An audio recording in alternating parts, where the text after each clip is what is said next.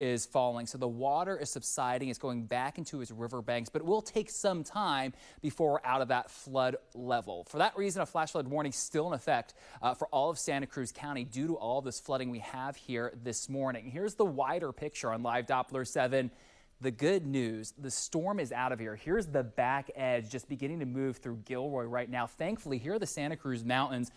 We're finally drying out, and we will have a period over the next 12 hours where we get a break from the wet weather, but more rain is forecasted early tomorrow morning. Flood advisory is still in effect, and what this means, there's standing water on our roads right now, so be careful. It will take some time for that water to leave our freeways as well. We have a flood warning in effect for the Guadalupe River until early tomorrow morning, but the river here too is receding. It already crested early this morning above the Almaden Expressway. It's right now at about 8 feet and it is falling. So we see some minor flooding there, but the worst is over. We are watching the Alameda Creek though near Niles. This has yet to crest. This will crest at 1 p.m. today at 12 feet. And at that stage, we will see moderate flooding there. By about 9 p.m. tonight, it will fall below flood stage. Some encouraging news along the Russian River in Guerneville. We will see the river flood, but minor flooding is now expected. It'll crest early tomorrow morning at about 33 feet, 1 foot above flood stage, which is 32 feet. Winds right now have backed off. We have a calm afternoon and evening on the way. We'll get a little bit of sunshine too to finish out the day, but please do not let your guard down because another storm is about to move in here early tomorrow morning. It's a level 2 moderate storm, more downpours and more gusty winds. The flood threat is not over and we'll likely have more trees down. We'll show you that in 1 second, but let's send in Jobina and see how we're doing this morning with traffic. Thank you, Drew. Good morning, everyone. So the big story right now in terms of your commute is going to be roadway flooding, which is why I'm starting with this live picture of the San Mateo Bridge, where there is still a high wind advisory in effect. But if you are traveling in the eastbound direction, there is roadway flooding on eastbound 92 right before you get to 880. And let's touch on some of the other issues we're following. Roadway flooding in Novato that has now shut down all westbound lanes of 37 between Atherton Avenue and 101, which is why we have a signaler in effect there. And also a signaler, this is going to be between Fremont and Sunol, so eastbound and westbound 84 between Niles Canyon Road and Pleasanton Sunol Road shut down right now due to flooding and landslide cleanup in that area. We also are still dealing with spinouts and overturned vehicles, so please be careful of that standing water. We have one right now eastbound 4 before Sycamore Avenue, I should say, and this is going to be right around Hercules. Those speeds very low, under 10 miles per hour in that area.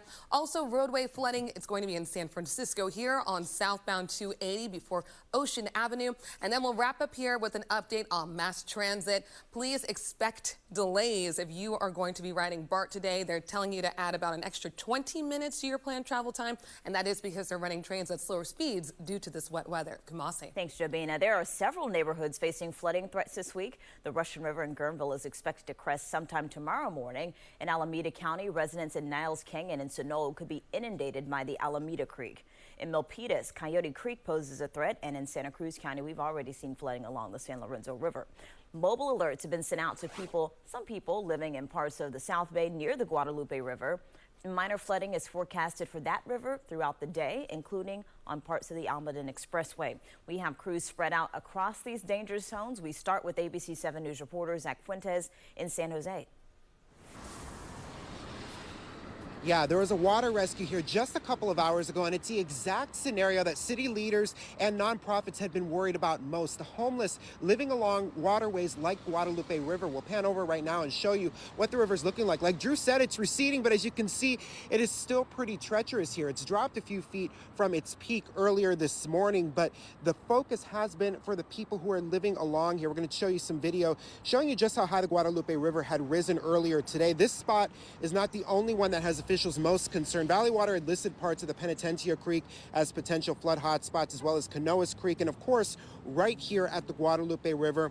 We got to speak with the woman rescued this morning just after she got to safety. She was telling us about the moment she knew things were getting dangerous.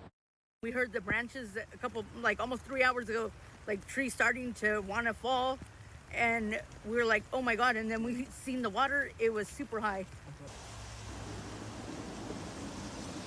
Yeah, so thankfully she was able to get to safety. She's still over near the river right now doing just fine. But City of San Jose Mayor Matt Mahan talked about this last week, saying that there are 2,000 beds available for people like her living along these waterways to get to safety. VTA offering free rides to them. We are expecting another update from the mayor from Valley Water at 12:15 today at a press conference. We are going to be there. Be sure to bring you the latest updates on that. And of course, everything else that's going on right here in the South Bay. For now, Zach Fuentes, live in San Jose, ABC7 News. Okay, thank you, Zach. We will also be bringing you that press conference at 12:15 with the San Jose mayor and also water officials live here on ABC7 News on the 24/7 stream. Meanwhile, residents being advised to leave their homes as the water rises in parts of Alameda County. Gloria Rodriguez joining us live with the latest on the evacuations there. Gloria, where are you and what are you seeing? Good morning, Julian. Right now we're live at Niles Canyon Road and Old Canyon Road here in Alameda County. Behind me you'll see these signs that say road closed, flooded. That's because you cannot get to Highway 84 from here because of flooding. So if you do take Highway 84, take note of this. It's closed. Highway 84 is closed from Mission Boulevard in Fremont to Sunol, so you will need to find a different route. Alameda County is highly recommending you leave your home if you live on Kilcare Road, Palomares Road, and Niles Canyon Road because of the storms, saturated soil, and runoff. Officials saying it could be tough for you to get to your community or go in and out for several days once that heavy rain starts. And we drove by Alameda Creek. It is raging right now. More high wind and rain is expected this week. And of course, we know that increases the risk of downed trees and also floods. So we did walk around a little bit today when there was a little bit of a break in the rain and we drove around. We saw that there were a lot of people that were just kind of taking their morning walks. Many people don't seem to be too concerned about the rain. However, Alameda County is recommending that everybody be prepared. Make sure you have your emergency kits ready. Live in Alameda County, Gloria Rodriguez, ABC7 News. Okay, good advice. Thank you, Gloria. We want to get to some new video just into our newsroom this morning showing flooding across the North Bay. You're looking at this video from Bodega where there is a large sinkhole on Salmon Creek Road. The hole was discovered early yesterday morning. The road completely washed out. It's unclear how many people might be cut off because of this sinkhole. The Santa Cruz Mountains being pounded yet again, several inches of rain overnight, and one of the hardest hit areas is in the town of Felton, where the San Lorenzo River has overflowed its banks. We want to go to ABC7 News reporter Dustin Dorsey, who is live at Lexington Reservoir. Dustin? Yeah, good morning, Kumasi. We're here at Lexington because right now trying to get down to Felton, nearly impossible. We tried several different paths and this is where we stand right now as we're trying to get down there. Highway 17 closed, and that's because there's several different spots of flooding, mudslides, different things like that. But that San Lorenzo River, it peaked today at 24.52 feet. That is the second highest in modern history, dating back to 1937. We're going to take a look at some of the video that we were able to obtain this morning of different flooding areas. This is the Felton Grove neighborhood along the banks of the San Lorenzo River. You can see it underwater. We are told the river is receding, as you heard earlier from Drew Tuma, nearly hit the bottom of the landmark covered bridge. And this isn't far from Rory Camp Railroad. If you're familiar with the area, you know that is a popular tourist destination. Authorities have also closed an intersection at Mount Herman and Graham Hill Roads. And this is the main route in and out of the San Lorenzo Valley from Scotts Valley. And we're going to be keeping an eye on whether or not that road has been reopened. Of course, like I said, we've been in and out. We went up Bear Creek Road to try to come back the backside to Highway 35. Bear Creek Road at Highway 35 was closed. Highway 17, there's a major slide that's blocking the southbound lanes here heading into the Santa Cruz area. So right now it's pretty difficult to be getting in and out. And of course, evacuation warnings and orders are still in effect for a lot of those areas. And it is still, while the rain has stopped, there is still a lot of activity happening in the area. So unless you have to get in these areas, officials are telling people to just go ahead and stay out till they get everything cleaned up. For now, we are live at the Lexington Reservoir. Dustin Dorsey, ABC7 News. Okay, thank you, Dustin. Yes, that is the messaging this morning. If you don't have to drive, just don't. And if you do, please be careful. Well, if you're watching us, you're one of the lucky ones because many of your neighbors still without power this morning. PG&E's online map shows those trouble spots. About 16,000 customers homeowners are still in the dark. Progress is being made across the Bay Area to get the lights back on. More than half of the outages are in the North Bay currently, a lot of them in the peninsula too. The utility is bracing for the next major storm, which could bring even more outages. Now, we are expecting an update from PG&E in less than an hour at noon today. You'll want to stick with ABC7. We'll be bringing you that information on the 24/7 stream. Well, our weather coverage continues after the break. And we will be live in the North Bay with a look at the conditions there.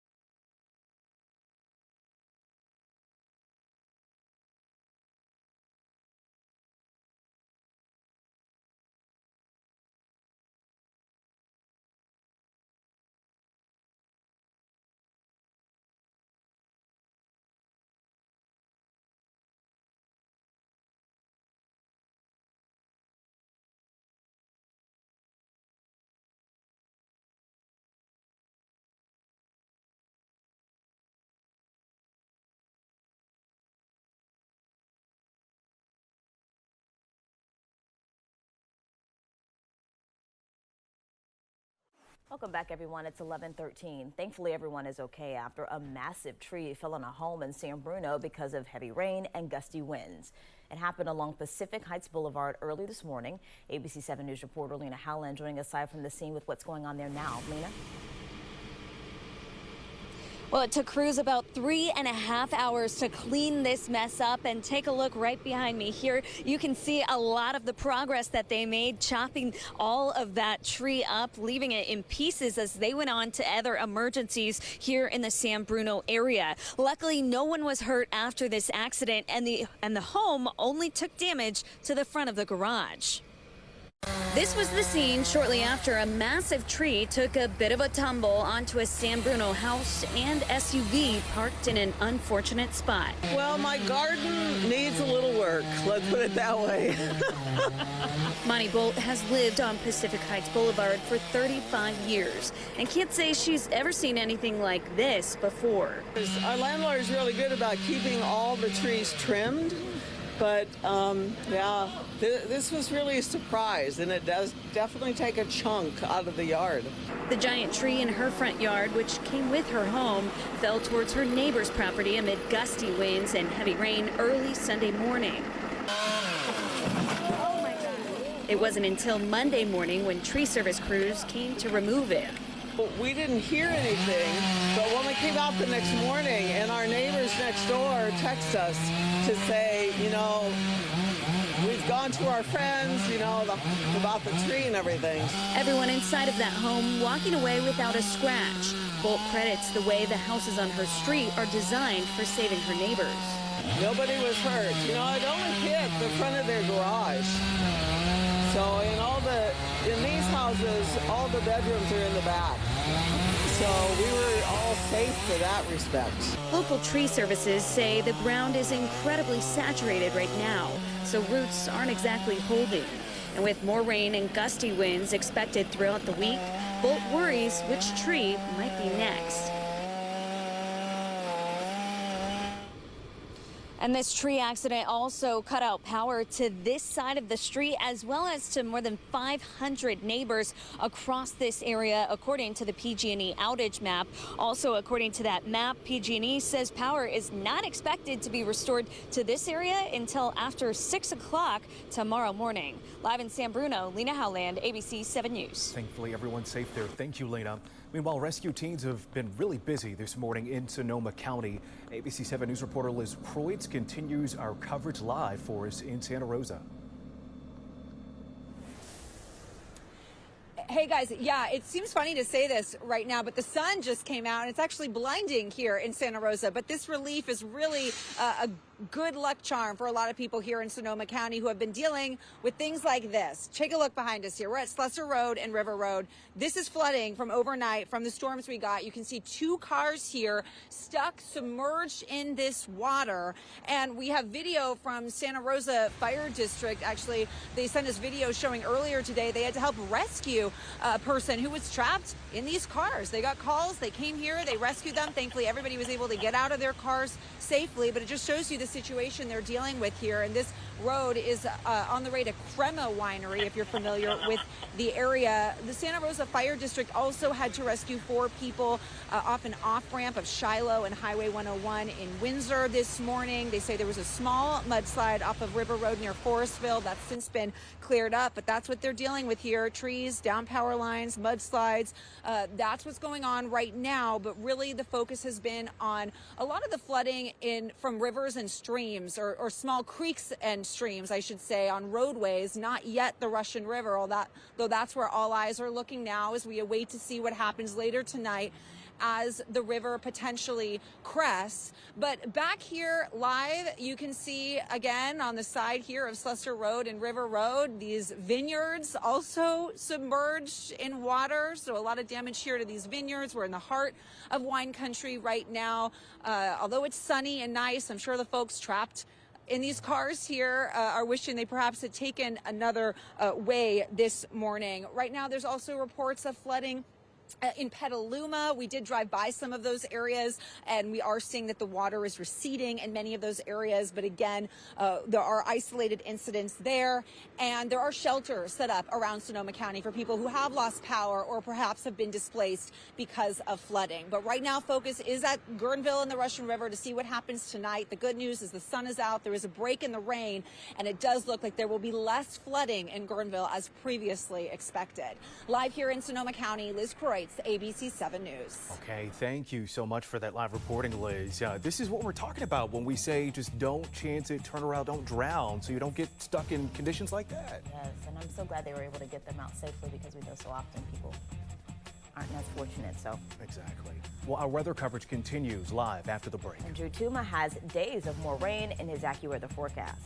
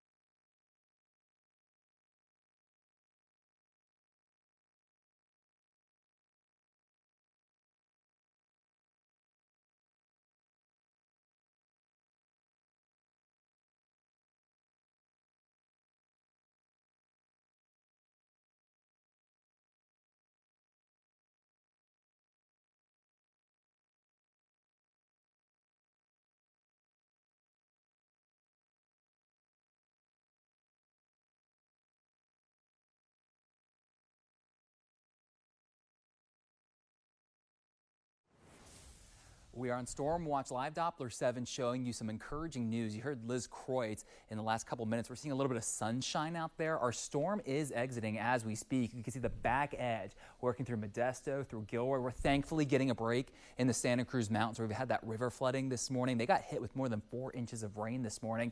Area-wide, most of us picked up about an inch of rain overnight tonight, but that's enough to cause some issues. Look at all of the flash flood warnings we have in effect for Santa Cruz County. This until 3:45. They're essentially waiting for the water to recede back into the banks of the river. All of the storm reports you see on this map are from this morning. Lots of areas that were flooded. Trees came down as well. We had winds gusting over 40 miles per hour. That snapped a lot of trees. Even some reports around the Bay shoreline. Here are just a few that I want to show you as these storm reports pop up.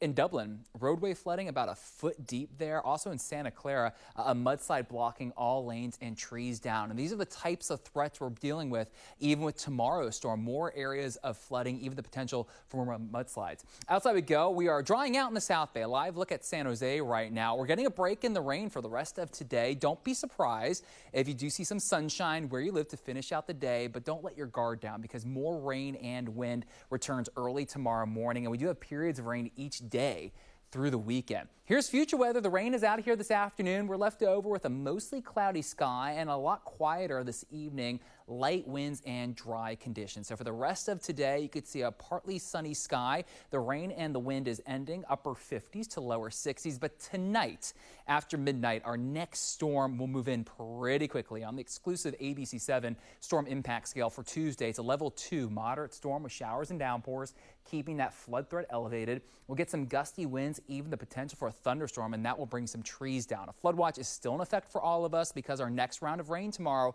means everyone is still fair game to see new flooding out there. Here's future weather. Early tomorrow morning, this is 2:30 in the morning. Do not be surprised if you get woken up by heavy rain and some gusty winds as this initial line moves through.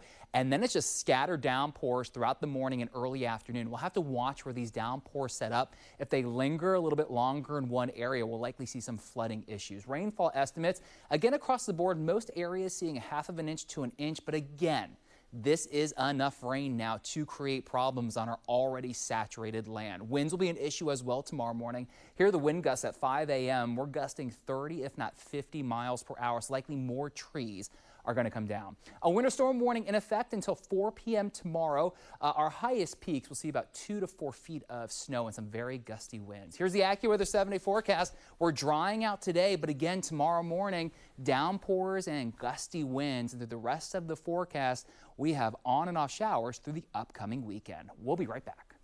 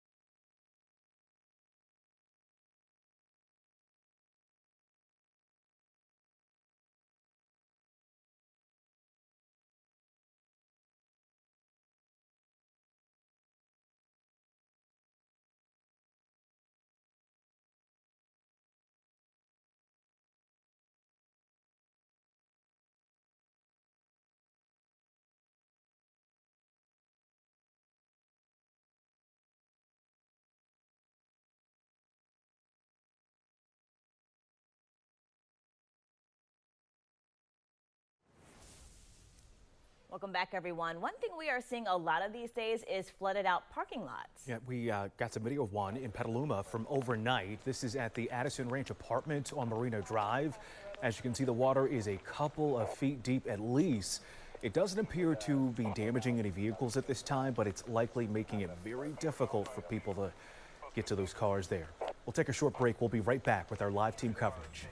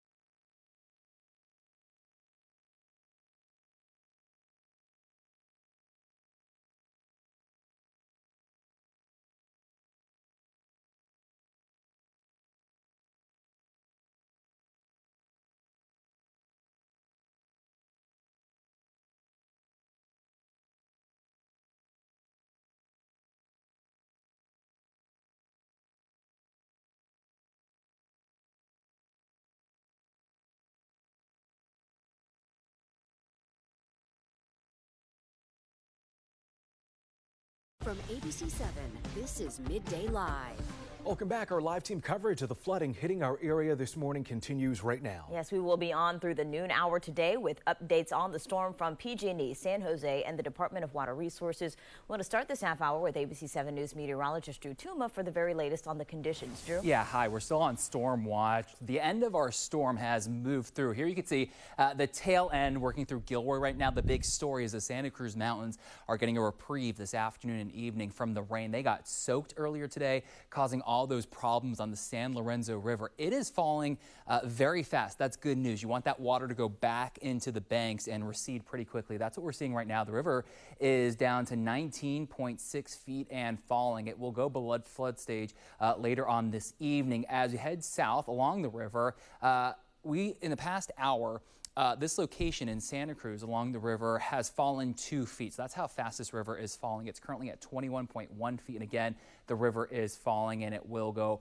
below flood stage this evening as well. But still, flash flood warnings are in effect for Santa Cruz County for good reason. We still have a lot of water out there because of this morning's storm. Wider picture, flood advisories are in effect for most of us. And what this really means is that there's still water standing on our area roads and freeways right now. That will take some time to subside too. So be careful out there as you are traveling. A flood warning still in effect. This for the Guadalupe River this morning, but that river too is receding as we speak. Right now, the river is just above 8 feet below flood stage and it is falling. So we had some minor flooding there earlier this morning. We're still watching the Alameda Creek near Niles. This has yet to crest. It will crest at 1 p.m. today at about 12 feet, and that will cause moderate flooding. It won't fall below flood stage until about 9 p.m. tonight. Winds right now have certainly backed off from our strong gusts earlier this morning. So today, the rest of the day, the rain and wind is ending. We'll get some peaks of sunshine here and there, but we have another storm quickly moving in on the heels of this one. This next storm arrives early tomorrow morning while a lot of us are sleeping. It will be a level 2 moderate storm. Renewed showers and downpours keep our flood threat high. More gusty winds and potential thunderstorms mean more trees will come down. A flood watch is still in effect for the entire region. We're going to go hour by hour on future weather, time out this storm in a few minutes, but let's check in with Joe Bina. We have a lot of issues out there when it comes to our traffic. So many issues, Drew. Thank you. So we are going to begin here with a live picture of a large closure that we've been following since last week. This is between Fremont and Sunol on eastbound and westbound 84 between Niles Canyon Road and Pleasanton-Sunol Road. So I'm zooming in on the map here so you can see the impacted area. So it stretches very far. Please avoid the area. It's because of flooding and landslide cleanup. Also, this map here, I'm just bringing in different pockets of large closures that we have through the Santa Cruz Mountains right now. So we're looking at eastbound 9, southbound 17, and 236, all dealing with major closures due to some sort of weather impact, whether that be a rock slide, down power lines, trees, roadway flooding, and roadway flooding is affecting other parts of the Bay Area as well. Check this out, westbound 37 between Atherton Avenue and 101 in Novato. All of that is closed down right now, so that signaler is still in effect. Also, we have flooding in San Francisco on southbound 280 before Ocean Avenue. And I'll wrap up here with just a quick note on BART. Please remember to give yourself an extra 20 minutes for your trips today because trains are running at slower speeds due to the weather. Julian. Good reminder. Thank you, Jobina. Concern this morning along the Guadalupe River in San Jose, where crews rescued a woman who was living along the banks there. We want to get back out to ABC7 News reporter Zach Fuentes, who's been live throughout the morning here with an update on where the river currently stands, Zach. You know what, Julian, it's funny. We have people who live around here coming to look at the river just in awe at how high it is, but it's actually receded a few feet. We'll go over and show you a look at it right now. It's still pretty treacherous, but compared to how it normally is, this is still quite high, but it's gone down about a few feet. It was nearly 20 feet earlier this morning, which led to that rescue. The exact scenario that officials had been worried about last week when that first big storm came through. The homeless living along waterways like this. We'll take you to some video that shows you just how high the Guadalupe River was earlier today. That woman needing to be rescued. She told us earlier that she was hearing branches fall about 3 hours ago and started hearing them fall, and then they saw the river and the water just rising and rising before she was able to get out, and that's where that rescue came into play. Thankfully, she is safe right now, but the concern continues to be for people along the waterways just like this one. The city of San Jose Mayor Matt Mahan said last week that there were more than 2,000 beds available for the homeless to take shelter, and VTA was offering free rides to get people there. We're hearing, too, that some hotel vouchers are being handed out to the people who would normally live along waterways like this. But again, that woman's safe. We've not heard of any other injuries or any loss of life, for that matter, in regard to the flooding that's going on around here. Like I said, the water is going down here, but it is still very high. It's still pretty dangerous. Still a lot of debris in this water right now, too. So we are expecting to get an update from the city and Valley Water as to what's going on around here out in the South Bay, and to hear how the homeless, the people that they were most concerned with, are currently being helped. That update is coming at 12:15. We're going to have a camera there. We're going to get more for you as soon as that update comes out. Right now, live in San Jose, Zach Fuentes, ABC7 News. All right, thank you, Zach. The Santa Cruz Mountains being pounded yet again with several inches of rain overnight. And one of the hardest hit areas is the town of Felton, where the San Lorenzo River has overflowed its banks. We want to go now to ABC7 News reporter Dustin Dorsey live at the Lexington Reservoir. Dustin? Yeah, good morning. Luckily, things here at the Lexington Reservoir aren't too bad. The water's not up to the spillway or anything like that, but just about 20 miles down the road in the city of Felton, a whole different story. They're seeing the second highest markings that the San Lorenzo River has ever hit. It's dating back to 1937. So this is definitely a serious situation. And the roads to that area, this is why we're here. The roads to that area is almost completely closed. I just spoke with someone that was supposed to be working down there actually, and he tells us that even if you see that some roads may be open according to Google or Apple Maps, he does not suggest it. When it's wet like this, mudslides, trees are falling, it's not what you want to, be really dealing with in a time like this. We're going to take you to some video that we obtained earlier today from the city of Felton. You could just see it. The city is completely underwater at this point. It's really tough to see and to, live through for a lot of these residents. I just got off the phone with one of them. I had a quick Zoom interview with someone living in the area, and she said this is about as comparable and bad as she's ever seen it. Back to 1982 is one of their worst storms. It was challenging, really similar like this. We've already talked about how high this river has gotten, 24.52 feet. Deep there at that point. And we've also gotten some drone video since the last time we spoke, so we're going to go ahead and roll that. You could just see these homes are completely surrounded by water. It's a really dangerous situation for the folks living down there. Evacuation orders are underway.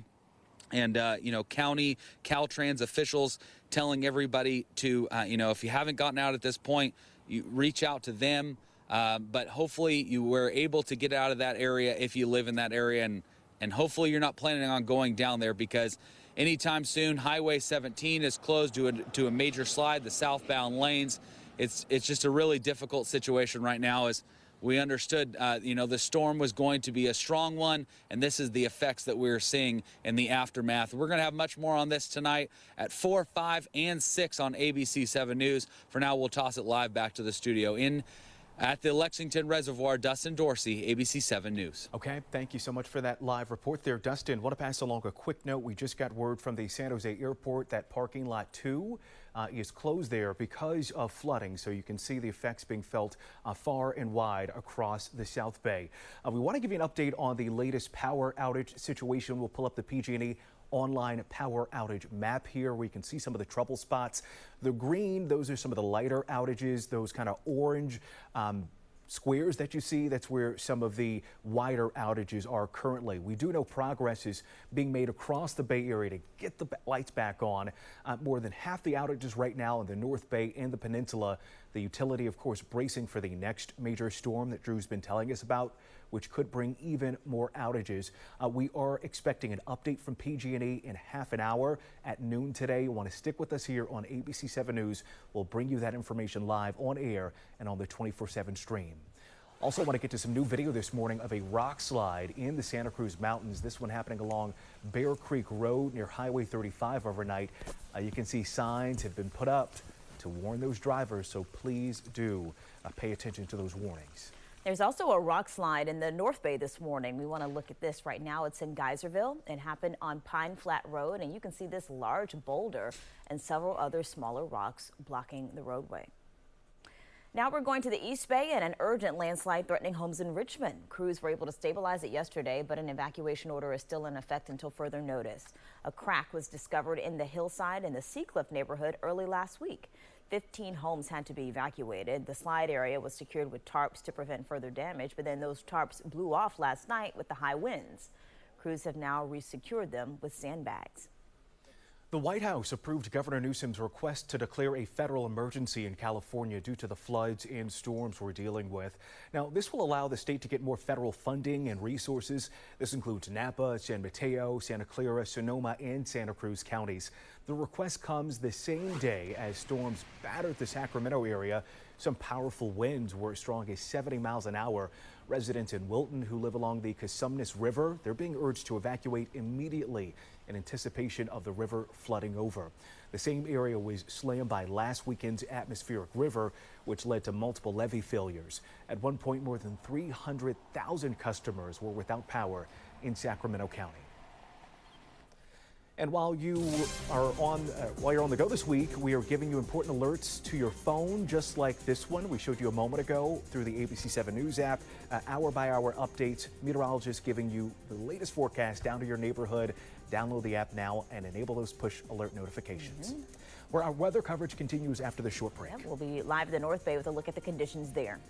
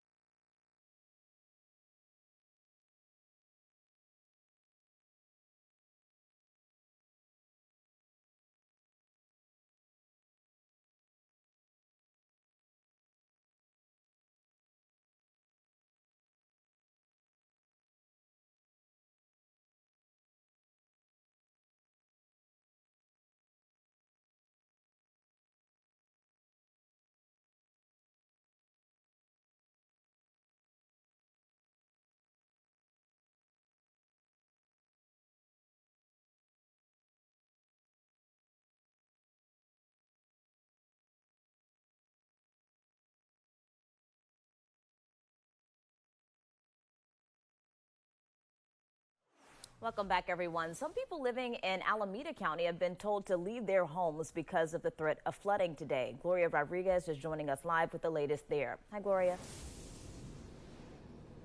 Good morning, Kumasi. Right now we're live at Niles Canyon Road and Old Canyon Road in Alameda County. And when you come here, you'll see signs like the ones behind me. They say road closed, flooded. You won't be able to get to Highway 84 from here. That's because of flooding. So you will have to find another route. So this is where Highway 84 is closed. It's closed from Mission Boulevard in Fremont to Sunol.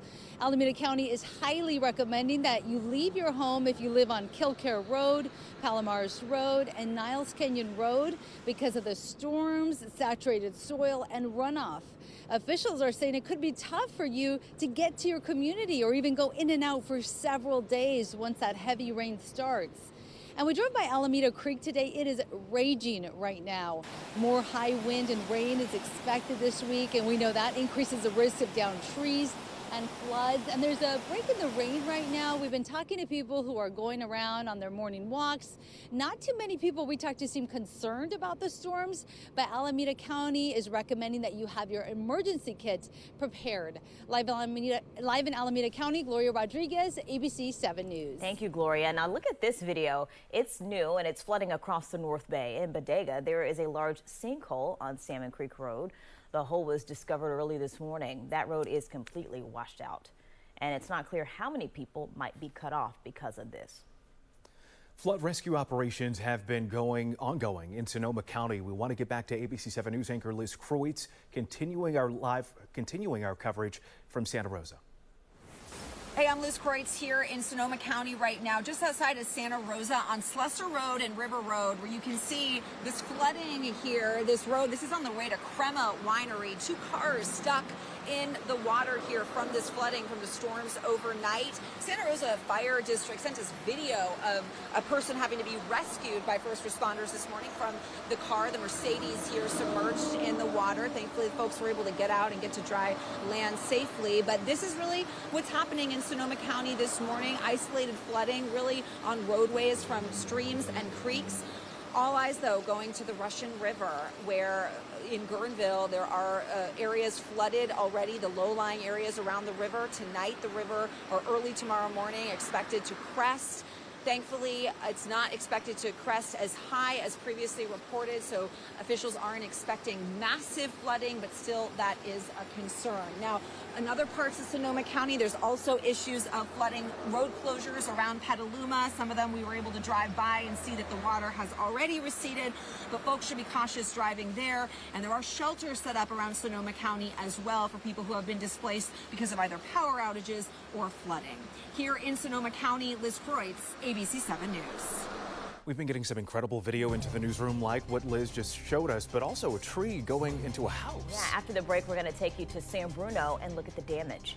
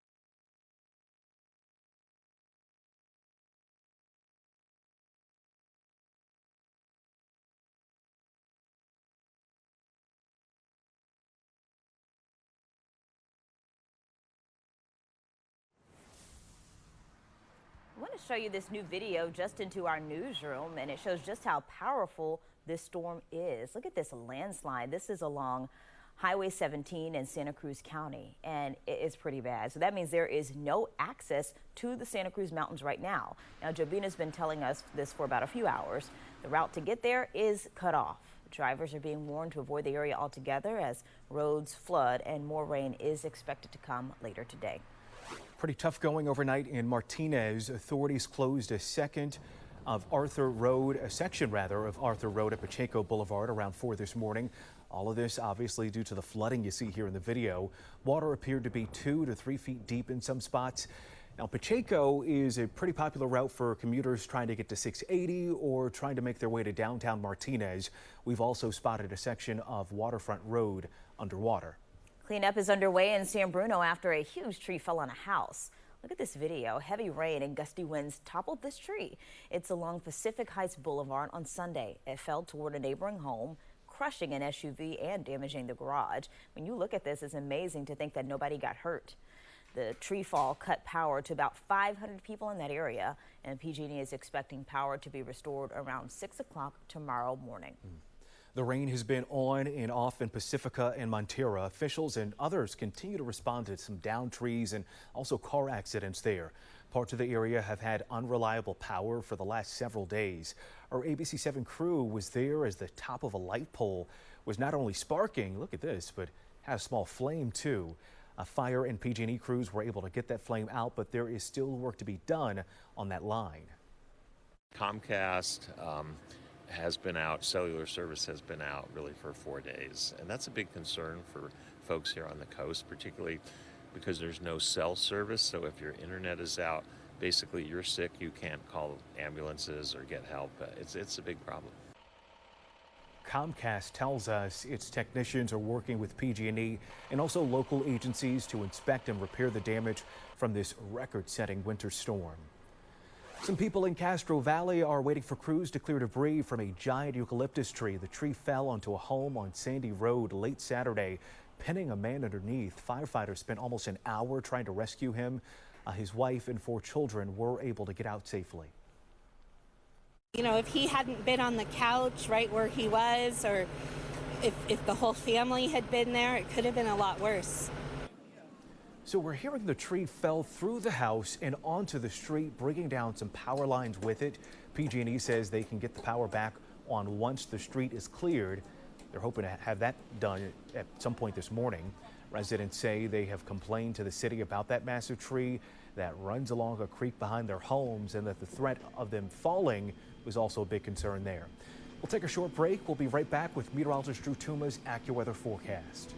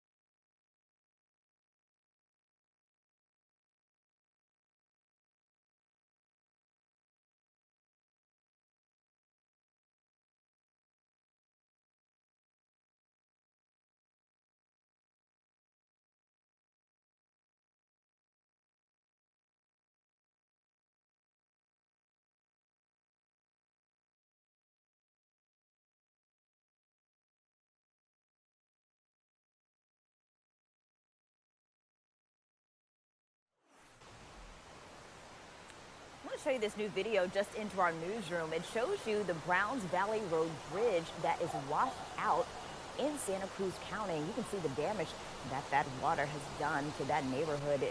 Wow, you can barely get across there. And the bridge is completely down. Drew, yeah, it's pretty Santa bad Cruz County, I mean, Kumasi, it just got hit hard this morning with more than 4 inches of rain. I just wanted you to update on this. This is a brand new flood warning around Gilroy, really near Gilroy High School. This just issued by the Weather Service until 2:30 this afternoon. At 11:24 this morning, emergency management reported flooding in the area, and flooding is occurring on parts of US 101. 101 is certainly impacted by this, so just be aware of that. Until 2:30 in this region, we are finding some areas when it comes to flooding. The good news is our rain has moved out. Here's live Doppler 7. We are drying out this afternoon and evening. We're getting quieter winds. Thankfully, in the Santa Cruz Mountains, where they got hit hard, they are drying out too. Here's a live look at live Doppler 7 showing you things are quieting down after that messy morning. But now we deal with the aftermath. Still, flash flood warnings in effect for Santa Cruz County as we continue to watch the San Lorenzo River recede back into its banks later on this evening. Look at all of these storm reports from this morning. We counted at least 66 reports. Most of them, you can see a majority of them flooding in regions, and also some wind damage thanks to those early morning gusts. gusty winds that brought down some trees. A live look outside. This is our Emeryville camera showing you mostly cloudy conditions. A lot of us picked up an inch of rain over the past 24 hours, but certainly you can see why. We had issues in the Santa Cruz Mountains. Ben Lomond picked up more than 4 inches of rain overnight tonight, and that is a lot of rain falling in a short amount of time, and that's why we saw all that rain go right into the streams, creeks, and rivers. If this was, say, September and we saw 4 inches of rain in the Santa Cruz Mountains, the soil would be able to absorb that amount of rain. But now that everything is saturated, it just goes right into all of our bodies of waters very quickly. Future weather showing you by 3:30 this afternoon. It's just a mostly cloudy day. It's pretty quiet through the evening hours. But again, don't let your guard down. Our next storm arrives early tomorrow morning. Upper 50s to lower 60s for your highs. Then tonight, the storm impact scale comes back a level 2 moderate storm as that rain arrives after midnight. Here are the details on that level 2 moderate storm on the exclusive ABC7 storm impact scale. Showers and downpours keeping that flood threat elevated. Gusty winds too means more trees will likely come down. That flood watch still in effect for everybody, which means the next 24 hours, everybody has an equal chance of seeing new flooding out there. In fact, future weather early in the morning at 3 a.m. Don't be surprised if you wake up to the sound of heavy rain, even the potential for thunder out there. We'll also see some very strong winds moving through at this hour. So another messy morning is likely coming our way for Tuesday. Those winds will likely gust, say, 30 to 50 miles per hour. And again, more trees will come down. By 5:30 a.m., the showers are more scattered in nature, but you see these cells kind of popping up, those downpours. If they linger over one area for a long time, it will create new areas of flooding. Tuesday, 9 a.m., still scattered showers out there, and that's the theme of our day tomorrow. It's not like this morning where we had just that shield of moisture area wide moving over us. Tomorrow, it's more hit and miss showers that will be tracking as the afternoon goes on. We'll start to dry out late in the day on our Tuesday. Rainfall estimates, a good call that a lot of us see anywhere from 1/2 of an inch to an inch of rain. But again, this is enough right now to create issues. What we'll find is that if a downpour lingers in an area for too long, we will have new pockets of flooding out there. That's something we'll watch, of course, very closely. Along with the rain, we'll also have some very gusty winds. Early tomorrow morning, as that initial line moves through, it will bring some strong winds with it as well. This is 5 a.m. on our Tuesday. You can see area-wide, we'll likely see winds gusting over 30 miles per hour. The strongest gusts will be felt right along the immediate coastline, the coast taking the brunt this next round of stormy weather once again. Winter storm warning is still in effect for the Sierra until 4 p.m. tomorrow. Snow levels have started out at 5,000 feet, but they're rising a bit closer to 7,000 feet right now. So we could see up to 2 to 4 feet of snow on our highest peaks. We'll likely see gusts to 70 miles per hour, so it's a good idea. Don't travel to Tahoe as we see that snow fall down right now. Here's a quick look at the AccuWeather 7-day forecast, what we're seeing over the next 7 days. This afternoon and evening, we're cleaning up, so to speak. We're drying out. We're taking stock of what happened this morning with that rain and that wind. As we head into Tuesday, our next storm will quickly arrive here. It's a level 2 on the storm impact scale. I think the initial rain and wind between 1 a.m. and 6 a.m. is the strongest. We'll see some trees come down, some downpours as well, but those downpours will continue for the second half of our Tuesday. As we head into Wednesday and Thursday, weaker storms are set to arrive here. It'll be a blend of sun and clouds for a lot of us, scattered showers with periods of light rain. Even into Friday, there's little change. What we're watching over the weekend, we'll find more cloud cover, another storm moving in, and you can see it's just on and off rain over the next 7 days, and that is enough. You see level 1s on the 7-day. It's a light storm, but some of those showers could be enough in some areas to create some problems. So I wouldn't be surprised if we see more flood watches issued over the Bay Area, guys. Building a better Bay Area. Moving forward, finding solutions. This is ABC7 News. Good afternoon, and thanks so much for joining us. I am Julian Glover. We are continuing our breaking news coverage of the storm that's been hitting the Bay Area. We are standing by for several press conferences that we do expect to happen in just a short matter of time. The first one being PG&E. We expect to hear from a spokesperson in just a bit. Meanwhile, as we wait for that press conference to start, we want to give you a live look at the power outages that we're currently seeing across the Bay Area. At last check, about 16,000 residents without power, the largest amount of folks that we see without power up in the North Bay, where you see some of those widespread outages, and also along the peninsula. That's what we've been tracking for quite some time. And if you're looking at the power outage map right now, try to make sense of it.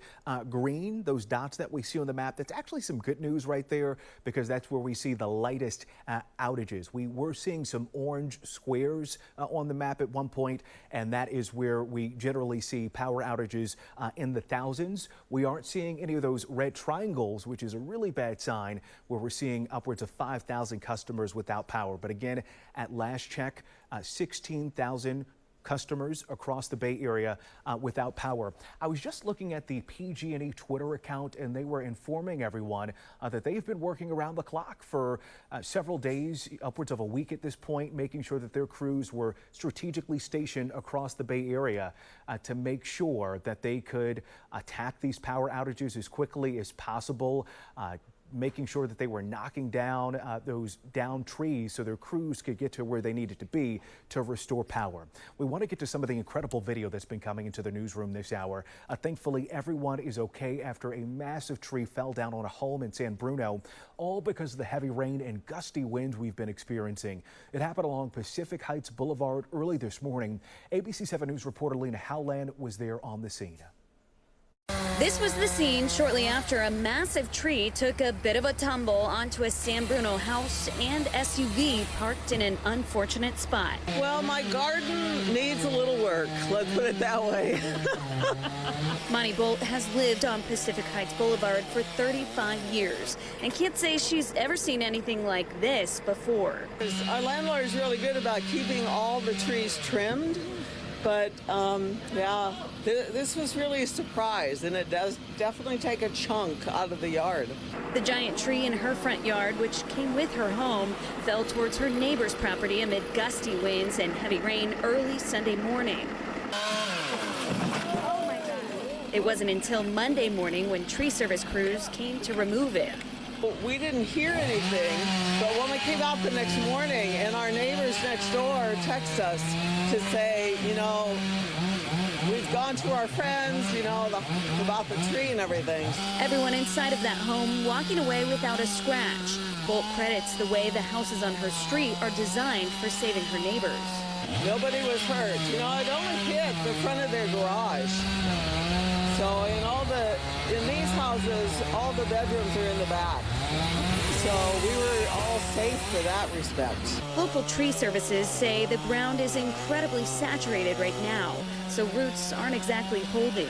And with more rain and gusty winds expected throughout the week, Bolt worries which tree might be next. And that falling tree also cut out power to the neighborhood. We are getting updates from PG&E, and they say power is not expected to be restored for the next several hours there. Meanwhile, flood rescue operations have been ongoing in Sonoma County. We want to get back to ABC7 News reporter Liz Kreutz, who shows us what it looks like in Santa Rosa right now.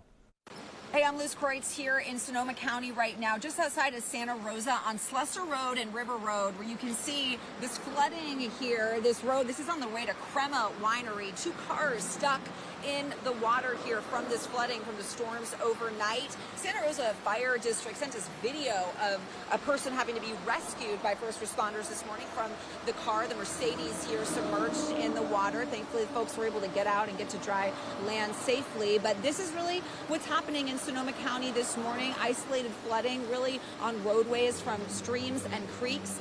All eyes, though, going to the Russian River, where in Guerneville there are areas flooded already, the low-lying areas around the river. Tonight, the river, or early tomorrow morning, expected to crest.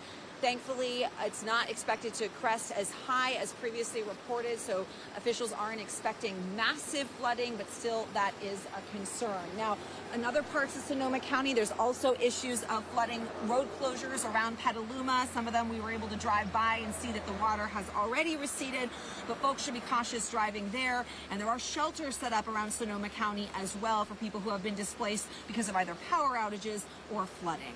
Here in Sonoma County, Liz Kreutz, ABC7 News. Okay, so we took you to the peninsula, we took you to the North Bay. Now we want to take you around the Bay Area, starting with this mess on the beach in Capitola. You can see a ton of logs, branches, debris, all washed ashore. And if you look in the distance there, you can see that high tide and strong surf that they're also dealing with.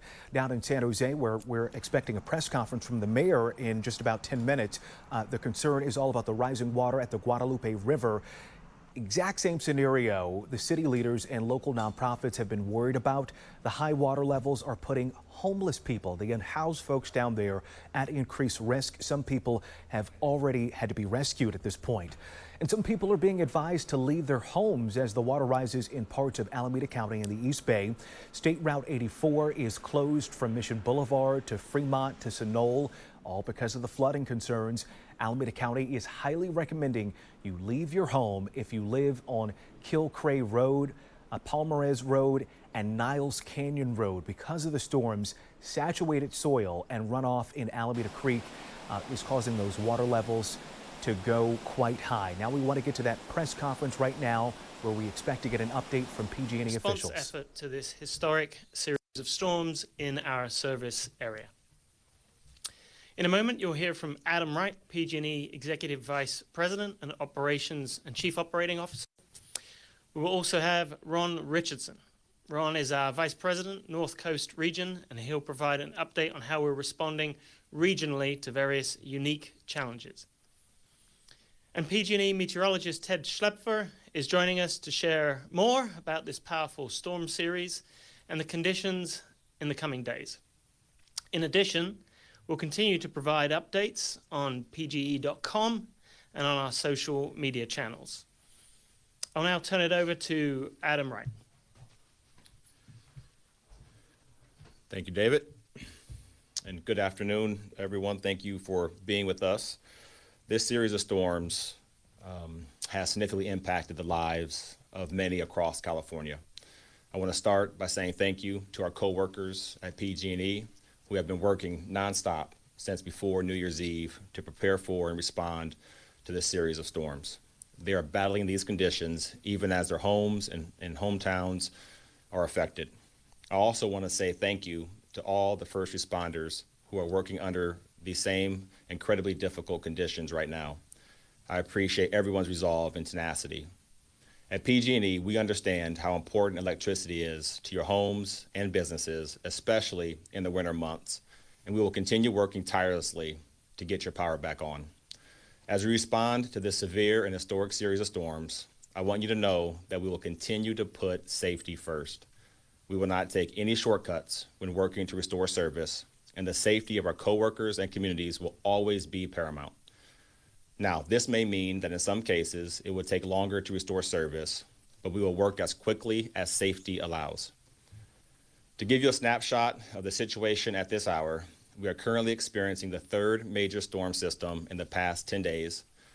They just seem to keep coming and coming, and it's highly unusual to have this kind of intense storm activity in such quick succession. So as you know, these storms have caused widespread power outages. Trees weakened by the drought and saturated soil have come down. Flooding and mudslides have affected many areas. This has created a double whammy, if you will, a loss of power from downed wires and poles and restricted access to make assessments and repairs. Despite these challenging conditions, since the start of this event on New Year's Eve, we've restored power to more than 1.6 million customers. 4 out of 5 have been restored within 12 hours, and 90% have been restored within 24 hours. At this moment, the storm has caused outages in 42 counties, so this is a very widespread event. We have approximately 2,200 active outages affecting 87,000 customers. The areas with the highest numbers of impacted customers are in the South Bay and Central Coast areas, and the North Valley and Sierra. Our focus will continue to be on safely accessing the damage and then making the repairs to get the lights back on as quickly as possible. Typically, we prefer to provide an estimated time of restoration only once an outage is assessed, so that our estimates can be accurate and specific to the conditions. However, when there's extensive damage like we're seeing today, it can sometimes take a while to assess the situation. We know that this is very frustrating for customers who need information to keep their family safe and their businesses running. So we're drawing on 30 years of historical data and our operations team's expertise to provide restoration estimates no later than 24 hours after the outage starts, even if we haven't been able to access the outage to assess it. While these restoration estimates will be data informed and based on decades of experience, the most accurate restoration times still come from putting eyes on the situation. We are committed to providing daily updates as we get more clarity on when we can complete the assessment and restore service. We also plan to provide daily updates at the county level that will be available at pgecurrents.com and linked from our pge.com outages webpage. Of course, the storm activity isn't finished, and so let's now get an update on weather from Ted. Good afternoon. A series of winter storms will continue to impact northern and central California with periods of gusty winds, moderate to heavy rainfall, and mountain snow. The current storm was one of the strongest storms we've seen this winter, with multiple inches of rain and flooding in some areas, in addition to strong winds. It will continue to affect the southern part of the territory into tonight, with continued heavy rain and strong winds. The northern part of the territory will see a break for the rest of today before the next storm arrives overnight with more rain and gusty winds. But unlike the current one, the storm tomorrow has a chance for more scattered thunderstorms. After the storm tomorrow, rain and breezy winds will mostly be confined to the northern part of the territory, with the southern part of the territory seeing dry weather through Friday. The next system-wide storm is expected over the weekend, with more rain, gusty winds, and mountain snowfall, although it's currently not expected to be as strong as the previous storms. That may be followed by one last storm early next week before the storm cycle may finally end around the middle part of next week and we move back to dry weather.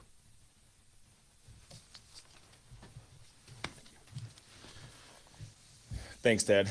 So as you've heard, this is an historic series of storms, and we are meeting it with an historic storm response. This is the largest response effort PG&E has ever assembled for a winter storm event. More than 5,800 PG&E, contract, and mutual aid personnel are currently dedicated to storm response so we can safely get power back on as quickly as possible. This also includes the support of crews from Southern California, Oregon, Idaho, Utah, Wyoming, New Mexico, Colorado, Washington, Wisconsin, and Canada. Of that number, 90% are working out in the field serving you. In addition, we have hundreds of additional PG&E coworkers here in our Emergency Operations Center, as well as in regional and divisional emergency centers working around the clock. We thank all these folks for their support, and we also want to thank our labor partners at the IBEW Local 1245 and ESC Local 20 for their shared focus and support on safety. I want to stress that we've taken a number of steps to minimize the impact of these storms on our customers. First and foremost, we have positioned crews and equipment in the regions that we expected to be hardest hit.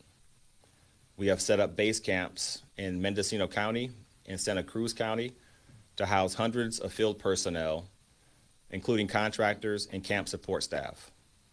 Even before this week, we've been working throughout the year to make our system more resilient ahead of the storm season. This work includes trimming more than 1 million trees away from our power lines over the course of the year. We've pre-staged replacement power poles, transformers, and other electric equipment throughout our service area to allow for quicker response. And using our outage prediction models to determine where we redeploy our crews, we've been able to get folks in position for the hardest hit areas. We're also serving 6,300 customers through large-scale temporary generation that we pre-staged currently in Humboldt and Sonoma counties. Before we go to some regional updates, I want to stress that as we go out to restore power, we are encountering challenges that could delay our efforts and extend our customers' outages. Conditions such as flooding, mudslides, downed trees, heavy snow might block our way, and this is particularly the case in higher elevations where we also face avalanche risk. We expect that the weather will continue to cause widespread outages, and I want to reiterate, we will restore power as soon as it's safe for our crews to do so. We understand that many customers have had long outages, and we are prioritizing these outages as conditions allow. I'll now turn it over to Ron Richardson to provide updates on where our crews are working and what other activities are happening regionally. Thank you, Adam. So let me go through some of the crew counts that we have right now that are inside the regions. So Bay Region has 87 crews, Central Valley has 81, North Coast has 167, North Valley Sierra has 77, and our South Bay Central Coast has 103. We do have additional crews that are coming in today in the next few days as we go through this event, and we're expecting to have close to 600 crews in the PG&E service territory. I want to go through now some of the outage counts that we have per region. In the Bay Region, we are showing 219 outages impacting 17,325 customers. In Central Valley, 425 outages impacting 19,612. North Valley Sierra, 499 outages impacting 19,240. And in South Bay Central Coast, 286 outages impacting 23,832. We're looking today, too, we're looking to pick up at least another 20 to 25,000 customers from that event. One of the things we're also doing in this event is we're mobilizing our temp generation fleet. Currently, right now, we are generating an area called Willow Creek in Hoopaw. That's up in our Trinity and Humboldt area with 8.75 megawatts at Willow Creek, supporting 2,447 customers. In Hoopaw, 6.25 megawatts, supporting 2,083 customers. Betroya, which is west of Garberville, 2.5 megawatts, supporting 198 customers. Salmon Creek, which is west Sonoma County, near the area of Bodega Bay, 5 megawatts, supporting 1,800 customers. And now we have an area called Point Moretti, which is in the Santa Cruz area, with 6.8 megawatts, supporting 600 customers. Some of the hardest hit areas right now, and I'm going to go by regions. I'll start out with the North Coast area. The areas of Oric and Trinidad have some extended ETORs. We are doing everything we can right now to bring in additional resources to pull those times in. We're also seeing significant damage in the areas of Fort Bragg, Manchester, Point Arena, and the area of Guala. In that area, Adam spoke a little bit earlier. We do have 2 base camps that are set up. That's one in Point Arena and one in Guala. And the reason why we do that, it brings our crews closer to the work. It brings our material closer to work to help speed up those restorations. We're also seeing quite a bit of damage also in the West Sonoma County. We're seeing a lot of damage in Fort Ross. We're seeing it in Guerneville, Sebastopol, Forestville, and Bodega Bay. Moving to North Valley and Sierra, Sacramento's been hit continuously through this event in Yolo and Solano counties. But today, looking at the screen, we're seeing a lot of restoration that's going to happen today to pick up the majority of those customers. In the Bay region also, right now, for the new storm that came through, the Half Moon Bay area got hit extensively. But again, we'll make extensive progress this afternoon in Half Moon Bay.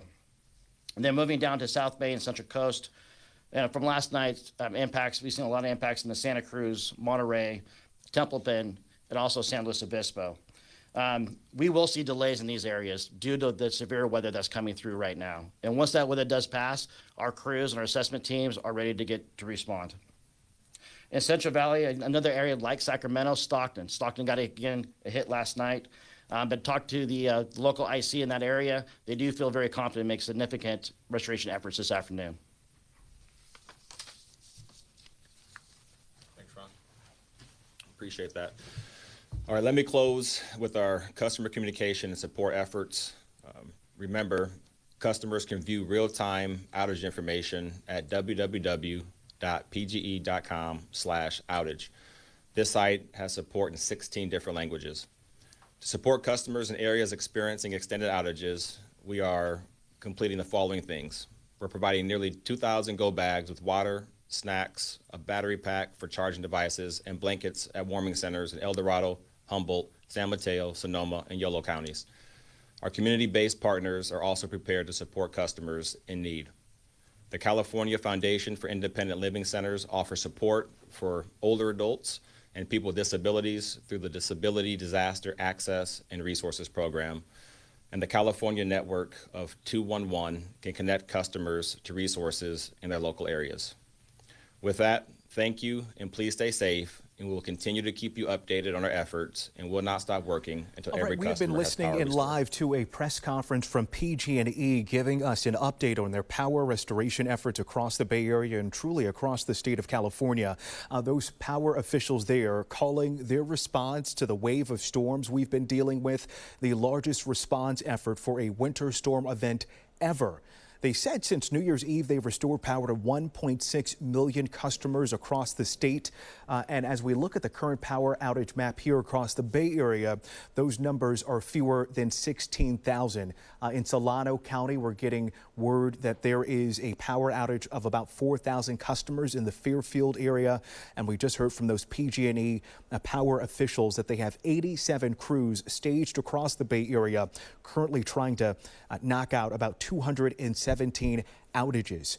We're hearing that they've been getting support from Southern California to Oregon to Washington, even as far north as Canada, as we deal with this unprecedented storm that's been rocking the Bay Area since about New Year's Eve. We want to let you know we are expecting an update from San Jose. We'll hear from the mayor, Matt Mahan, in just a moment. But first up, we want to get another check of the forecast with meteorologist Lisa Arjun.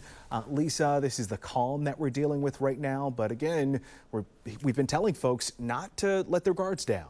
That's right, Julian. You know, we see the rivers and the creeks and streams continue to rise after the rain has stopped. The good news is that we certainly are in a break right now. Look at live Doppler 7, and you'll notice that the activity has moved south and east, but we're still looking at some issues here. The San Lorenzo River, the flood stage was at 16.5 feet. The good news is that it continues to fall, and by 8 o'clock tonight, it will be below flood stage. A lot of the activity in the Santa Cruz Mountains, the South Bay, as we get to the San Lorenzo River, is currently over 21 feet, and this is falling.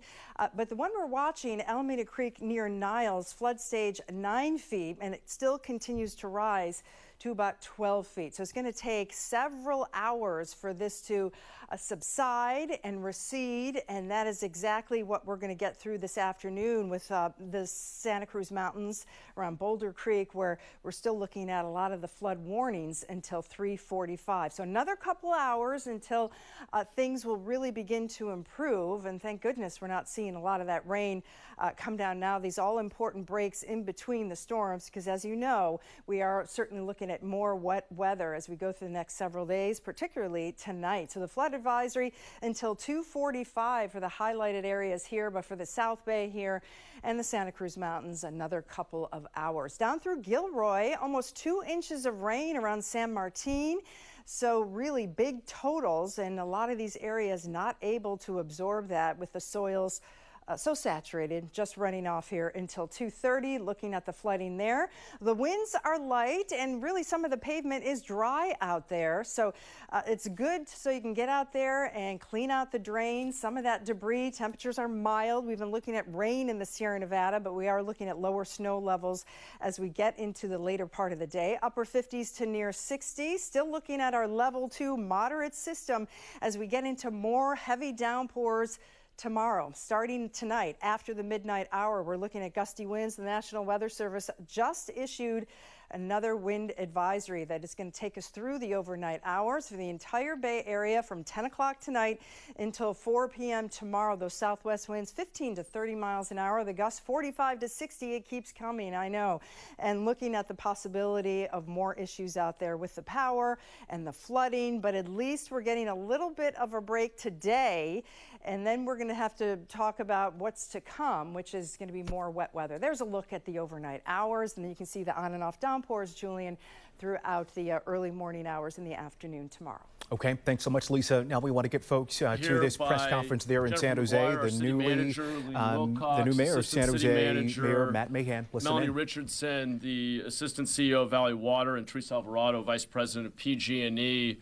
And I'm very happy to share that San Jose, with the help of our wonderful partners here, is weathering the storm quite well. I'm going to provide a few updates and then turn the mic over to my colleagues and partners here. I want to start, though, with some heartfelt thank yous to our team here at the city and some of our incredible partners. I want to start with the EOC, our Emergency Operations Center Director, Kip Harkness, and the team have worked many long nights and done a tremendous job of monitoring what's going on out in the field and keeping all of our teams coordinated.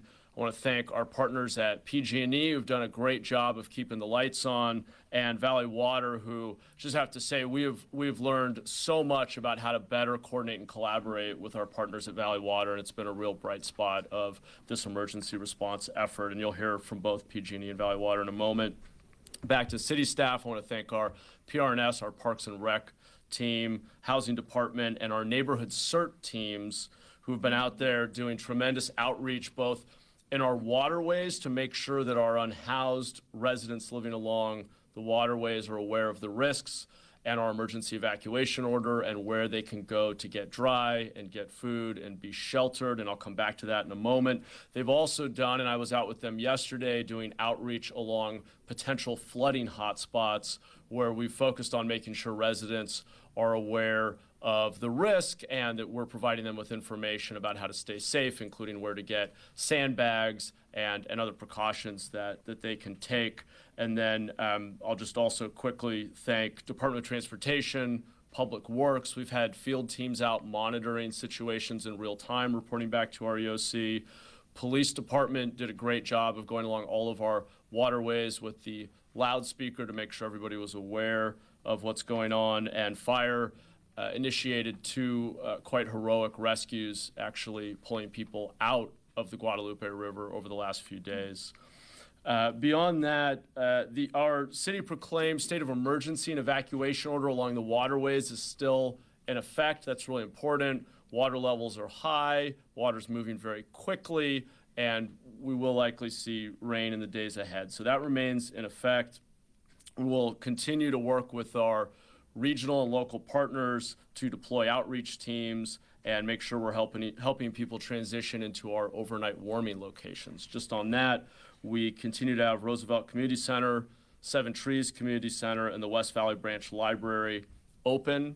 For members of the unhoused community who are looking for shelter, the county is operating the Here For You hotline at 408-385-2400 for a referral and placement. And I want to make really clear that we are prepared to continue to open overnight warming locations as needed. So right now, the most recent center we opened was Seven Trees. I want to thank the Red Cross for their partnership. They stepped in and have been operating that site and done a tremendous job. We currently have 99 residents and 8 dogs at the center. And as soon as we reach 110 people, we will then move to open the Camden Community Center. So we have an additional evacuation center for those who are willing and able to come in from the elements, which we highly recommend.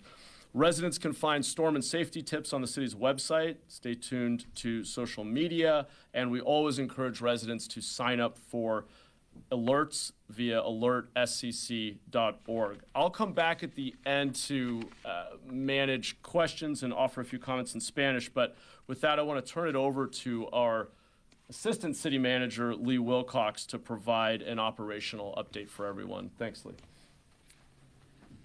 Thank you, Mayor, and good morning, everyone. Do want to, as the mayor mentioned, thank all of the staff in our Emergency Operations Center who stayed up through the night, as well as all the staff on this floor and throughout the building and our other locations who helped walk yesterday and alert residents to all the potential hotspots. It has been a one-team effort across the organization, so I want to thank them. Our primary focus continues to be protecting lives, especially for our most vulnerable in the city, as well as protecting property and the environment through this potential flooding event. Over the last 24 hours, our main areas where we focused is the Guadalupe and all of its tributaries. We've been active in the field, working collaboratively with Valley Water, the county, and Pacific Gas and Electric to form a one-team model, share information, and I want to thank all of them for their collaboration, as the mayor has. As the mayor mentioned, San Jose has fared fairly well through this weather event, but do want to recognize that obviously the North Bay and South County have had additional impacts compared to us, so our heart does go out to them, and we're prepared to help as necessary. Some of the work for our unsheltered community that have been at risk in our creeks and our waterways. We continue to partner with the county and conduct outreach efforts. This has been through housing outreach teams, educating them on the eviction orders. As the mayor mentioned, we still do have a local emergency in place, as well as eviction orders, so that we can help our unhoused community move away from the waterways. This continues to be a focus for us, as this work has actually started in October and among several of the waterways, and it gets continued through this event and will be a primary focus for us in the coming weeks as well. The mayor mentioned the overnight warming locations, which are very important. In addition, we're going to have community centers and libraries open today as warming centers for any resident that needs to come in and dry off and seek additional services. And our emergency operations center will continue running this week and have a virtual kind of posture as we are not out of the woods. Obviously, a great deal of saturation, so with additional rain coming in, we will have additional flooding on streets and the potential for creek and river rise again. So we'll be monitoring that. One of the most important things, as the mayor has mentioned, is staying up to date on the city's website as well as our social media platforms, and the importance of signing up for Alert SCC. That enables us as a city to communicate more directly and very quickly with our residents when needed. Just want to give an update. Yesterday, we did send outreach teams, as the mayor mentioned, canvassing various neighborhoods throughout the city where we did have hotspot concerns. In addition, last night at 5 o'clock, we used the WIA system to send out an alert to several of those areas, specifically Ross Creek, Guadalupe, and Penitencia Creek residents. So anyone in those areas at that time did receive notifications of potential flooding. And we do have crews out in these neighborhoods now, as well as all night, monitoring street conditions and redirecting traffic as necessary or notifying neighborhoods. But as the mayor has mentioned, we've gone through the main weather event relatively unscathed on that portion. With that said, we have crews out everywhere right now, unclogging storm drains. With that said, it is a very big city. And we need residents' help. So if you see clogged storm drains, please use the 311 system to alert us. We've reprioritized all work through the 311 system to clear those drains and allow water to flow out and safely into where it needs to go. And with that, I'll hand it back to the mayor. Thank you. Great, thanks, Lee. Awesome, thank you, Lee. Once again, City Manager's Office and EOC have done a tremendous job of keeping the city team coordinated and have just done great work. Now we're going to hear from a couple of our partners who we've been working in very close collaboration with. Really proud of the work we've done together. Melanie Richardson, Assistant CEO of Valley Water, will speak next. Thank you very much, Mayor, and thank you, Mr. Wilcox. And I just wanted to echo what the mayor said about the partnership that we've had together in addressing the potential flooding impacts. There has been a great improvement in our coordination and communication. Many of you probably remember back in 2017, we learned lessons from that. We've greatly improved, and we are working in lockstep. And so I very much appreciate that partnership. I just wanted to say that Valley Water has been prepared for a couple of weeks for this oncoming series of storms. We have had our field crews out in the field around the clock, checking for trash, debris, fallen trees, all of the hot spots we know of, pier noses on bridges, et cetera. We've been proactively removing those as we see those, calling those into the EOC, coordinating with the city and county as we do that. In addition to that, we've been stockpiling our sandbag locations. I'm sure many of you have heard there are 3 sandbag locations in San Jose, one in El Viso at George Main Elementary, one at Center and Phelan, and one at Valley Water's offices on Winfield. We also have one in Morgan Hill and one in Palo Alto. But we have distributed over 100,000 sandbags throughout this storm season. And currently we're preparing about 11,000 a day because they are being taken very rapidly, as you can imagine. In the past, we've also had sand stockpiled with shovels, but we've been working really hard to fill as many as possible to make it as easy as we can on the residents to just come and take the bags. Last week, our CEO declared a flood emergency, and we expect that our board will continue that tomorrow when we're in session. But that allows us to do any emergency repair work that we need to do to protect life and property. And in fact, we have used that already. We've already removed sediment from about 50 various locations around the county. An example is in Upper Penitencia Creek, where we had to remove a large bunch of sediment just to ensure that flooding didn't occur into the local residences. When you remove sediment, that just allows the water to free flow and not back up. We've also removed a lot of large trees, a lot of debris. We've had our watershed field staff out continuously monitoring this. We also have a flood emergency or flood information team made up of staff that goes out to all the known hot spots, monitors, and calls it back into the EOC so that we know at all times where we stand. Luckily, as the mayor and Lee said, we've averted the worst of the emergencies in San Jose, and everything is looking very good. We will continue to keep our EOC open around the clock. We'll continue to coordinate with the city of San Jose and the county on a daily basis. I think we speak to them 2 or 3 times a day at least to coordinate.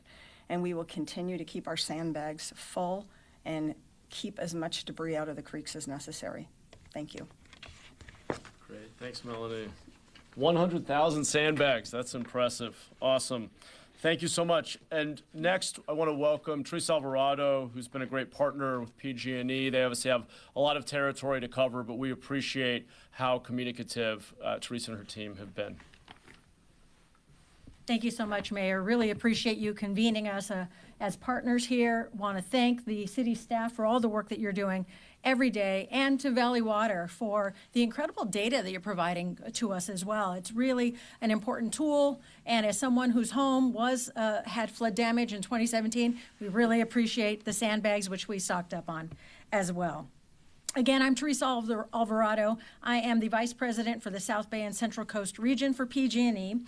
It's not news that we have our 3rd major winter storm in 10 days impacting our region, with heavy rain and strong winds resulting in downed trees, flooding, and landslides impacting our power lines. This is the largest response that PG&E has ever assembled for a winter storm event, with more than 4,100 dedicated personnel responding to the storm, including contractors and mutual aid utilities from Southern California, Oregon, Idaho, Utah, Wyoming, New Mexico, Colorado, Washington, Wisconsin, and Canada. We continue to closely monitor the weather and mobilize our resources as each storm has impacted our hometowns. While in some cases site conditions have restricted our ability to safely access locations that need repair, over the course of the series of storms we have experienced, we've restored power to more than 1.5 million customers impacted by the heavy rain, wind, and snow throughout PG&E's service area. Here in our San Jose division, which includes Milpitas, Morgan Hill, and Gilroy, there have been 76,011 customers who have experienced a power outage since New Year's Eve. We've restored 66,470 customers, or more than 87% of them, within 6 hours. And we currently just have 434 customers out of power in our division, which is really great and speaks to the point about our ability to weather this particular rainstorm. However, if needed and called upon by public safety personnel, we will be ready to de-energize circuits or portions of circuits in flood areas around the Guadalupe River as a safety precaution. We are also working diligently to ensure that we have a timely and accurate restoration information available for customers, and are updating our website as our crews are able to access outages and assess restoration needs. We urge customers to prepare for potential power outages and to please stay safe. Never touch down power lines, assume they are energized and extremely dangerous, and report them to 911 and then to PG&E at 1-800-743-5000. And please do not enter flooded areas, especially if power lines are down, because a live line can send electricity through water, so please avoid areas where damage is present.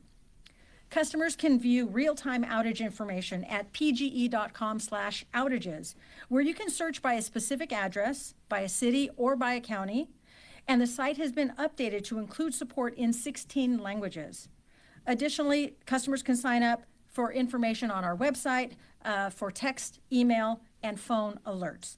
Again, thanks to Mayor Mahan, our partners at the city, and the County of Santa Clara and Valley Water for helping us get through this challenging extended period of weather.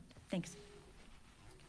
Great. Thank you so much, Teresa, and appreciate those practical tips. I'm going to offer just very brief comments in Spanish, and then we will move to Q&A. Estoy agradecido con los departamentos de la ciudad, nuestro departamento de policía de San José, los bomberos, PG&E y Valley Water. Durante esta serie de tormentas, estamos trabajando en estrecha con Valley Water, el condado de Santa Clara, PG&E y el Servicio Meteorológico Nacional.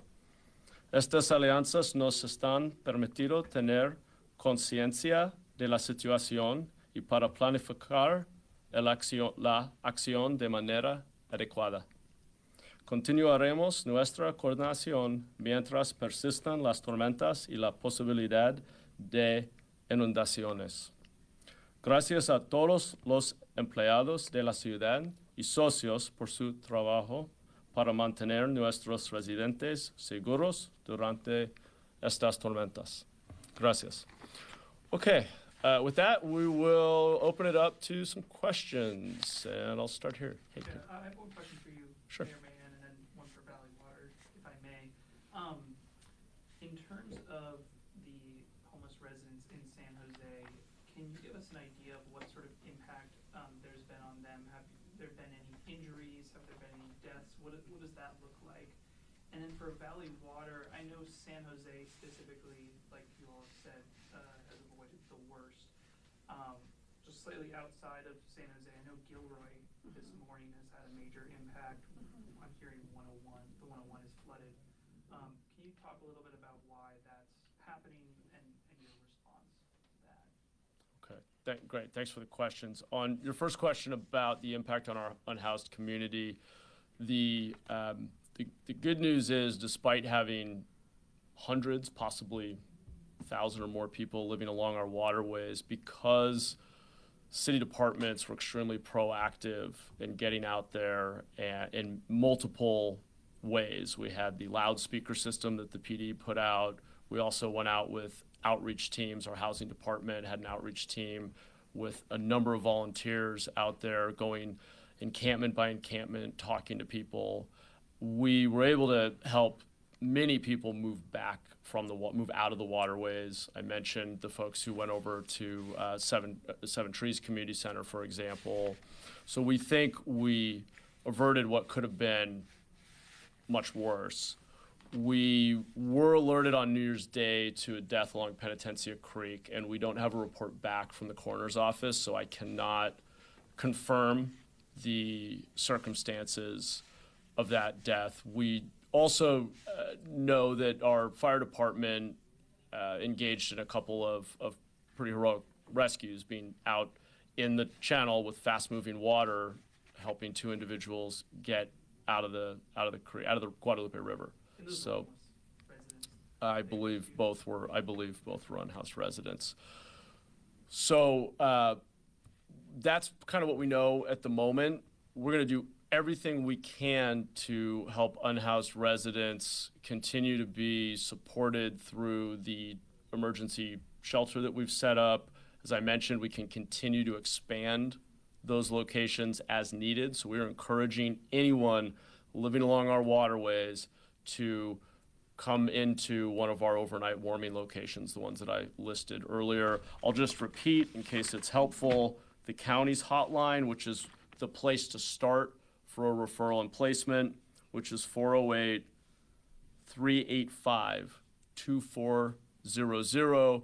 And I'll also note that VTA is offering free rides to our warming locations as well. And I don't know, actually, just before we go to Valley Water, is there anything else on getting to locations? I know we've talked a little bit about how we help people get there. Yeah, Feel free to, yeah. There's some additional details besides VTA, which has been a great partner. That information is being handed out in the field directly to the person that the outreach teams are dealing with, but we have a means of transportation to help some of those folks get to the sheltering. Yes, Melanie Richardson, Valley Water. You asked about flooding in Gilroy. Yes, there has been flooding south of 101, or south of Gilroy on 101 near 10th Street, and it's coming from Uvis Creek, which is one of the creeks in the county that is a hot spot. and that does periodically overflow. Uvis Reservoir is spilling now, and that is probably contributing somewhat to that. The good news is the Valley Water staff and the EOC have been aware of this. They've known that this was going to occur. They've been in contact with CHP. CHP was very aware and prepared to deal with that issue. That's a question for both as well. If you could just expand, Mayor, on the emergency evacuation order and who that covers and what it entails. And Ms. Richardson, just what does this mean for the drought? Sure. The emergency evacuation order, and I'll also ask Assistant City Manager Lee Wilcox or the City Manager if they want to add anything, but the focus is really on protecting our unhoused residents. As you know, we have many people living along our waterways. It's extremely dangerous to be near the water during a storm when water levels can rise quickly. The water's moving very quickly. And so we have spent a lot of time and effort, and I want to thank all of our volunteers and city departments again for putting in countless hours over many days now to go along all of those miles of waterways throughout the city to personally, I was out there myself talking to people and shaking hands and giving them information cards, explain to them the risk of living near the water. The situations, the circumstances can change very quickly, obviously. And so we want to make sure people are aware of just how dangerous it is, alert them to the fact that we have that evacuation order, and then help them understand where they can go and how they can get there. And that's really been the focus, and I believe that has saved lives. Okay. Drought. Are we out of the drought? Well, I think it's still too early to say, although this recent series of storms has definitely helped, improved our situation. Right now, we're hearing that the snowpack in the Sierra stands at 199% of normal. And that's a really good number, but it's early in the season. And as we've seen in other years, if it's dry from here on out, that could significantly decline. Recently, the U.S. Drought Monitor, which came out on January 5th, still shows that most of our county has gone from being in a severe drought to a moderate drought. So that's improvement. I can say that our groundwater basins are receiving a lot of water, so they're increasing in levels. That's all very helpful to us. And just hope that this continues in a nice beneficial way without too much flooding, but it appears that we're trending in the right direction. Thank you. Great. Any other questions? Okay. Well, thank you all again for being here. Thanks to our partners. Great job. Thanks. All right. Thanks for yeah, but I read everything. Okay, we have been listening in live to that press conference from the city of San Jose. The new mayor there, Matt Mahan, giving us an update on what city officials have been dealing with. Want to walk you through some of the headlines of what we just heard over the last 30 minutes or so. The big one being that they said San Jose fared relatively well as far as major concerns as a result of the latest rounds of rain, heavy winds, and flooding that they have been dealing with in the South Bay. But their top concern at this hour remains the Guadalupe River and what is happening there. I want to give you some more updates of what we heard from Valley Water officials. They have been working around the clock to supply residents with those sandbags. About 100,000 sandbags have been distributed since New Year's Day, about 11,000 a day that they've been preparing for. We're also giving you a look at the PG&E outage map. We just heard from the local spokesperson there in San Jose saying only about 431 customers in San Jose and the greater South Bay region are currently without power. We have been keeping a close eye on a new, more recent outage coming out of Fairfield of about 4,000 folks there without power. Another concern this hour is at the Uvis Creek, where we're hearing that the Uvis Reservoir has begun spilling over. That flooding affecting the roads there south of Gilroy. We're hearing 101 is currently blocked south of Gilroy, again because of the water spilling over from the Uvis Creek.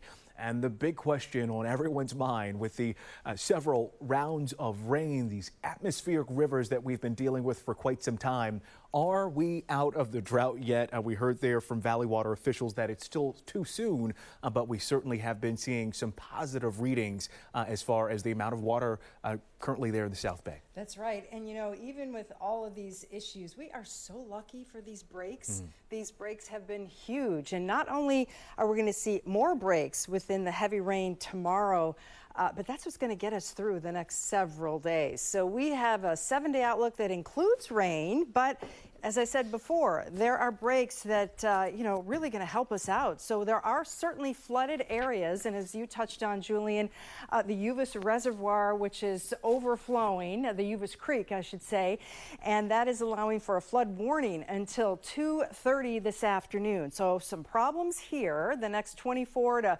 48 hours, we'll continue to see some of these areas that aren't used to getting so much rain continue to spill over and cause some problems. So Gilroy, upwards of 2 inches of rain. San Martin picked up a lot of rain, and yes, we've needed the rain, but a little bit too much. So from Santa Clara to San Benito, you'll notice from 545, we're looking at a flood warning here, getting further south and east out of San Jose. And so as the rain exits the Bay Area, those are the areas that are causing some problems, but the entire Bay Area is still looking at a flood watch. Here's our current image, live Doppler 7, and you know this has moved out rather quickly. So this is certainly some good news. If it was New Year's Eve and continuing to rain like it did for hours, yes, there'd certainly be some other problems. We're looking at the snow levels rising, but we're looking at the San Joaquin Valley, Southern California, really taking a big hit. Now, these areas can't take a lot of the rain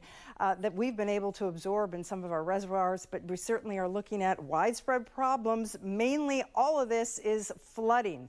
And as we look at how many reports, up to 76 right now, from debris flow, flooding, the heavy rain that has moved on out, and the winds that really have lightened up. But that obviously has caused some flooding in the past couple of hours, with 20 reports of that. Cloudy skies, but more importantly, we are dry outside. Here's a look at the current rain. You can see Ben Lomond, 4.5 inches of rain. So yes, the focus of this system certainly did shift to the south, but this inch and 2 inches, pretty tough to take now when we are well above average. But still, Kenfield, 1.73, not bad, over 2 inches in Napa. Danville, over an inch of rain, close to 2 inches, and nearly 1.5 inches in Castro Valley. SFO, some problems there in the parking lot with 1.5 inches of rain, but the rest of the day featuring the dry skies, cloudy conditions, and we do have our sights on more heavy downpours with another level 2. Now, we're not looking at several inches of rain, but we are looking at these downpours coming down quickly, and within the reds and oranges, we could see about 1/3 to 1/2 inch of rain per hour, but it'll move once again overnight into the East Bay pretty quickly. Behind it, still pretty dynamic with the atmosphere ripe for the possibility of a thunderstorm. Here we are, 5 o'clock tomorrow morning. The morning commute, some problems in the North Bay, the peninsula, into the Santa Cruz Mountains, Davenport, and then throughout the rest of the day, those on and off downpours. So depending on whether or not you're underneath one of those, that's going to greatly influence how much more rain we see into Tuesday afternoon. Notice Santa Rosa around 101, ripe for a little bit more rain. But once again, look at the bulk of the rest of Tuesday. We're getting a break, and that break will allow for those rivers to recede, as well as the streams. Highs today with partly cloudy skies, even a few peaks of sun, upper 50s to near 60. And then overnight, here comes the rain again as we get into probably about the 10, 11 o'clock hour, as that warm, moist air feeds more of some rain into the Sierra Nevada as well. So here's a look at Tuesday, where those showers and downpours will create once again some problems, possibly with the flood threat, the trees down, and some mudslides. Our flood watch right on through the afternoon tomorrow, and then another look at what's expected overnight. And we will be looking at that break as we get through the next the day or so. And then I think, Thursday looks to be a really dry day for us. Here's a look at the rainfall, what's to come then for the next 12 hours or so into tomorrow, we say 24 hours, perhaps another inch in Livermore with less than a half inch in Oakland. So with the break out there, I think things will be okay as we get into your Tuesday. But as we talked about, there is more to come. And even though these level ones may look like, oh, you know, not that big a deal, it's enough to cause some problems locally. But I talked about that break on Thursday, and it looked like right on through the first part of Friday. That's huge because the weekend system Saturday and Sunday could be a little bit more potent. So we're going to fine tune when those breaks come in. But you know, the higher resolution models, anywhere from 24 to 36 hours, and that's when we can have higher certainty about the breaks. And that's what we'll be looking at. Thank you so much, Lisa. As you've been saying, the cumulative effect at this point, even with those weaker storms coming through, we'll have to keep a close eye on all of it. We want to give you some looks of what's happening across the Bay Area now. We're looking at a mess on the beach in Capitola. Actually, this is of a sinkhole that has opened up there in Sonoma County along Salmon Creek Road in Bodega. The hole was discovered early yesterday morning, so early Sunday morning. That road completely washed out. Unclear how many people might be cut off their access to and from their neighborhood and getting to where they need to be because of that sinkhole. We also want to show you one of the hardest hit areas in Santa Cruz County, the town of Felton, where the San Lorenzo River has overflowed its banks. You can see how high the water level is there. And check out how these homes are just inundated with the water. Obviously, the water a huge concern, and we expect to get an update on all of this from the State Department of Water Resources. We are expecting a news conference around 1 p.m. We'll be bringing that to you live here on ABC7 News and the ABC7 Bay Area 24/7 streaming app. I also want to show you this. Rescue teams have had their hands really full in Sonoma County this morning. A Sonoma County Fire District tweeting the video out of a car getting stuck and a person having to get rescued in that water. It looks like the water was almost waist deep at one point. We've also seen flooding near River Road in Forestville as well, but also the concern of downed trees in Piedmont. A major concern. They're blocking roads at one point, but you see those crews out there assessing the damage and no doubt bringing out those chainsaws to clear the damage up there. And one thing that we're seeing a lot of, again, those downed trees, also flooding parking lots. We want to show you one in Petaluma overnight. We'll get to that video in just a second, but we know Addison Ranch Apartments on Marina Drive completely flooded, making it really difficult for folks to be able to get to those cars. The water was up to the tires at one point at those parked cars. It doesn't appear to be damaging any of the vehicles there, but it's likely, again, making it very difficult for those folks to get into the cars there. We want to give you some more video as we continue to tour across the Bay Area. We'll show you this drone video here. There it is. It's above Felton Grove in Santa Cruz County. Again, Santa Cruz County, the Santa Cruz Mountains, one of the major concerns for officials there in the South Bay. Those high water levels creating some serious flooding in this area. And if we look at this just amazing and dramatic video, I mean, entire backyards, front yards flooded. The water up to the decks at some of these homes there, and really, you know, creating havoc for the people that are inside of those homes. I mean, how do you get out when the water is that high? We recently got some video of a rock slide in the Santa Cruz Mountains. Happened along Bear Creek Road near Highway 35 overnight. You can see the signs that have been put up from those crews letting folks know, do not enter. There are hazards there. And from the South Bay now to the North Bay, where there was also a rock slide there. Actually, this is, again, more flooding video of the Santa Cruz Mountains. Again, we've been hearing from officials from across the Bay Area, the state and beyond. We brought you a press conference here at noon today. That was with PG&E officials giving us an update on the power restoration efforts across the Bay Area. We just heard from San Jose Mayor Matt Mahan giving us an update on what's happening in the South Bay. Again, major concerns along the Guadalupe River, their top concern there in the South Bay. And we are awaiting another news conference, this one from the State Department of Water Resources, that should be happening at any moment coming up at 1 p.m. Again, we are continuing our live breaking news coverage of the storm that has been slamming the Bay Area. But right now, as Lisa Argent told us a moment ago, we've been getting a break from that concern. Meanwhile, we want to tell you about the flood rescue operations that have been taking place in Sonoma County. ABC7 News anchor Liz Kreutz has been up there in Santa Rosa. She gives us a look.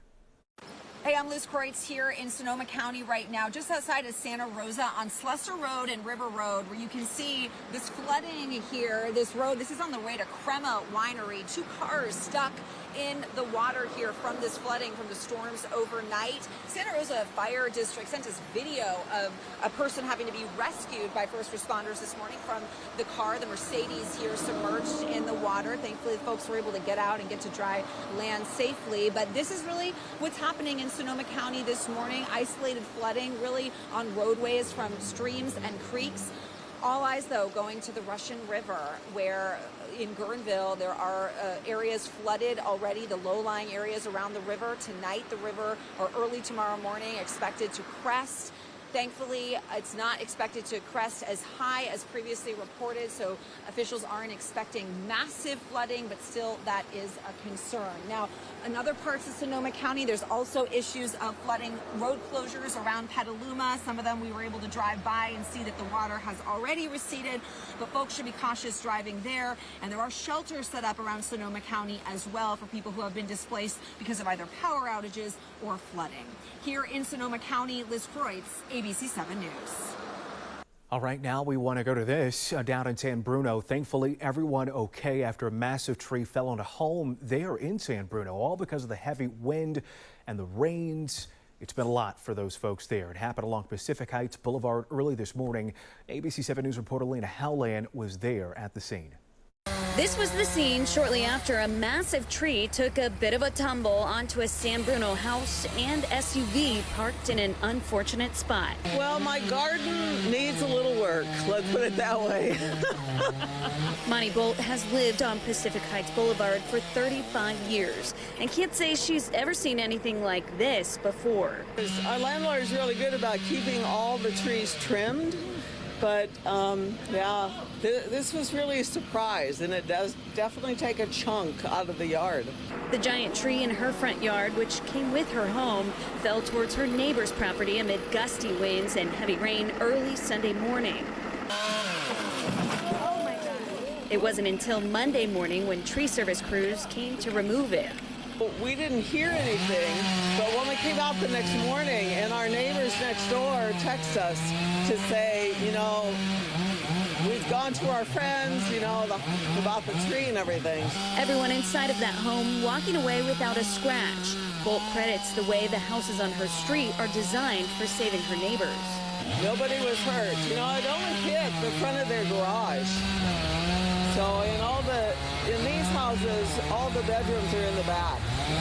So we were all safe for that respect. Local tree services say the ground is incredibly saturated right now, so roots aren't exactly holding.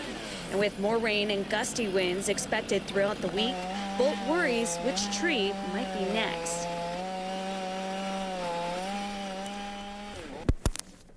All right, we are getting an update here on some of the areas that are looking at some flooding problems, and that has been down around San Benito County, Santa Clara.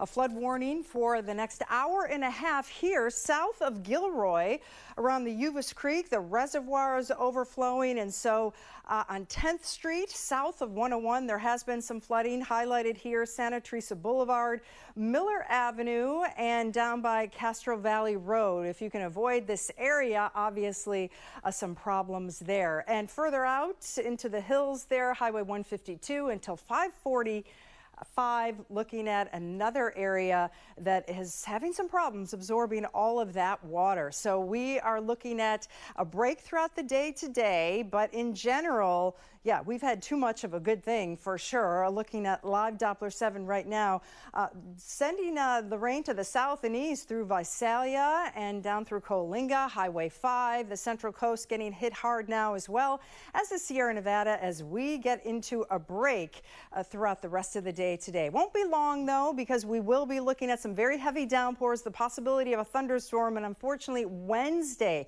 is looking very wet around here before we get into another good break. There's a look at the storm reports. Over 83 right now. They keep going up, and as the rain comes through overnight, obviously hard to decipher what's going on and what the problems are. The water comes in, it rushes, and we get that flooding, and this is the result. A lot of activity down around with the debris flow, and we'll see those soils move around for the next week or so with all of this water shifting for sure, some of the soil and the mud and those tree roots that are so close to the surface, some of them anyway. And there's a look at the rainfall the last 24 hours from 4.5 inches. Ben Lomond looking at pretty good totals there. SFO over 1.5 inches, and some parking lots closed there. Castro Valley 1.45, 1.87 in Danville, and picking up those 3, 4, and 5 inches on New Year's Eve really created those problems. You can see another inch here for you, and so far so good, except for the fact that more rain is coming. So we're going to see some issues as we get in tonight into tomorrow. Here we are throughout the afternoon, dry conditions, even a few peaks of sun. But as we get through the overnight hours, some very heavy downpours stopping this at 2 p.m. And there's a look at some snow levels lowering into the North Bay, and look there at that heavier downpour. Parts of 101 over into the East Bay, but we're not going to be seeing the rain everywhere. Into the 3:30 hour, another nice break for us with some spotty light showers. I talked about what's to come on Wednesday. Notice through late Tuesday, still looking at dry conditions, but by your Wednesday commute, looking at another system that will be bringing a good amount of rain here. In fact, the yellows indicate some heavier activity. That went through kind of quick, sorry, but right through the afternoon, that evening commute, looking at heavy rain on Wednesday. Maybe a little too excited to get into the drying trend into Wednesday night and Thursday. High temperatures, upper 50s to near 60s. So with all of that water around, still a level 2 throughout the day today. The showers and the downpours late tonight, and looking at the possibility of a thunderstorm. So still a flood advisory throughout the entire Bay Area. And then I'm going to pick this up as we go through the next several hours. This is what's to come tonight. And then as we get through the late Tuesday hour and Wednesday early, this is when the rain picks up again by 2 o'clock in the afternoon. Unfortunately, that worries me, that heavy rain Wednesday afternoon, but look what happens on Thursday. It is a break. So the conveyor belt of storms want to keep coming, but Thursday, there's a look at another break for us all the way into Friday and Saturday morning. So even though more rain is coming, we're looking at the breaks, not likely to last the entire weekend, though, unfortunately. Tonight, though, through 11 o'clock tomorrow, less than a half inch of rain there for Oakland, 3/4 of an inch perhaps San Mateo, down through Mountain View, so the peninsula picking up some more activity. And the National Weather Service has issued a wind advisory again for later on this afternoon, 4 o'clock into your Tuesday. Notice the winds there, upper 40-mile-an-hour gusts there along the coast, but as that strong line moves through, the winds will dial back, and not a good idea to head to the mountains, Julian. It is going to be a tough time there, northern Sierra, southern Sierra, and as we look at the next several days, wet weather. But you know, you talk to some of the old timers around here, and it is interesting where I was reading something that someone said they had just so much snow in June in the mountains. So it's not unheard of. We've done this before. Yeah. And we'll get through it. Exactly. We will get through it, and we will be with you as we get through this. As you've been hearing, we've been waiting for this press conference to start with the State Department of Water Resources. We're actually going to take that on our ABC7 24/7 stream. It's starting right now. Again, you can stream with us anytime by going to abc7news.com or our Connect TV app, and also the ABC7 News Bay Area mobile app. Go ahead and download it today and start streaming with us. That is going to conclude this news update on air. We'll send you back to the Tamron Hall show. Thanks for joining us. Follow the same format. There's a lot of variability across California in terms of not just hydrologic conditions, but also water supply availability conditions. So we continue to be in a drought state of emergency as our traditionally wet season progresses, and we have a better understanding of what's going to happen with all of that snowpack, and we have a better understanding of what's happening in different parts of the state relative to water supply availability. That's how we'll start to emerge out of a drought emergency. So that is the big picture. A lot left to go in our typical wet season in California. So a lot of other data to fill in that helps us understand our longer term picture and how these storms do or do not bust what has been a record-breaking drought up until really just 2 weeks ago. here in California. So with that, Ryan, I think I'm going to turn it back over to you to introduce the rest of our speakers. Thank you again for your participation today. Thank you so much, Director Namath. So we do have 3 experts to share remarks with you today and answer some questions. We have DWR State Climatologist, Dr. Michael Anderson, Jeremy Eric, the manager of the Division of Flood Management, and John Yarborough, the Assistant Deputy Director of the State Water Project. We're going to start with Dr. Michael Anderson. Go ahead. Good afternoon, everybody. Here we are making our way through yet another storm and a series of storms that started just after Christmas and looks to continue to extend for a little time more. If we go to the next slide. So number 5 in the series, more this week, we're seeing the effect of just the ongoing series of storms, as each individual storm may not be by itself overwhelming, but the collective nature of it becomes a volume management issue, and you start seeing compounding events occur. One of the things to kind of point out as this storm kind of makes its way south now into the steeper coastal terrain there, where they're seeing some heavy rain right now, it does create that hazard of landslides and debris flows. So we want to be mindful on that front. If we go to the next slide, just take a quick look at our atmospheric river landfall tool here, and looking at that number 1, that's the one we're navigating today. You see that kind of little hook there for tomorrow. There's a secondary wave passing through that. Little more instability in that one, so it'll be interesting to see if we get any thunderstorms. So where you may not see the widespread precipitation, you can have locally heavy precipitation, which really isn't, could cause some localized situations there. So we'll be mindful of that. Looking ahead then, a little later in the week, we have this longer duration system up north. Main focus of it actually is up in Oregon, but it does extend all the way down to the North Bay counties. And so we will get some more rain out of that for a couple of days heading into the weekend. Not done yet there yet. We've got 2 more to go. But as you can see, there's kind of this pattern of hitting north of the Golden Gate, south of the Golden Gate, which helps because that gives time a little longer time between storms for local regions to try and sort through what happened. With potential of that area right in the middle there, maybe seeing a little bit out of each event, so be mindful of that. But it does look like as we get past that 4th one, we're starting to see dry conditions return to California. So with that, I will hand it off to Jeremy Eric, who will talk about the flood operations.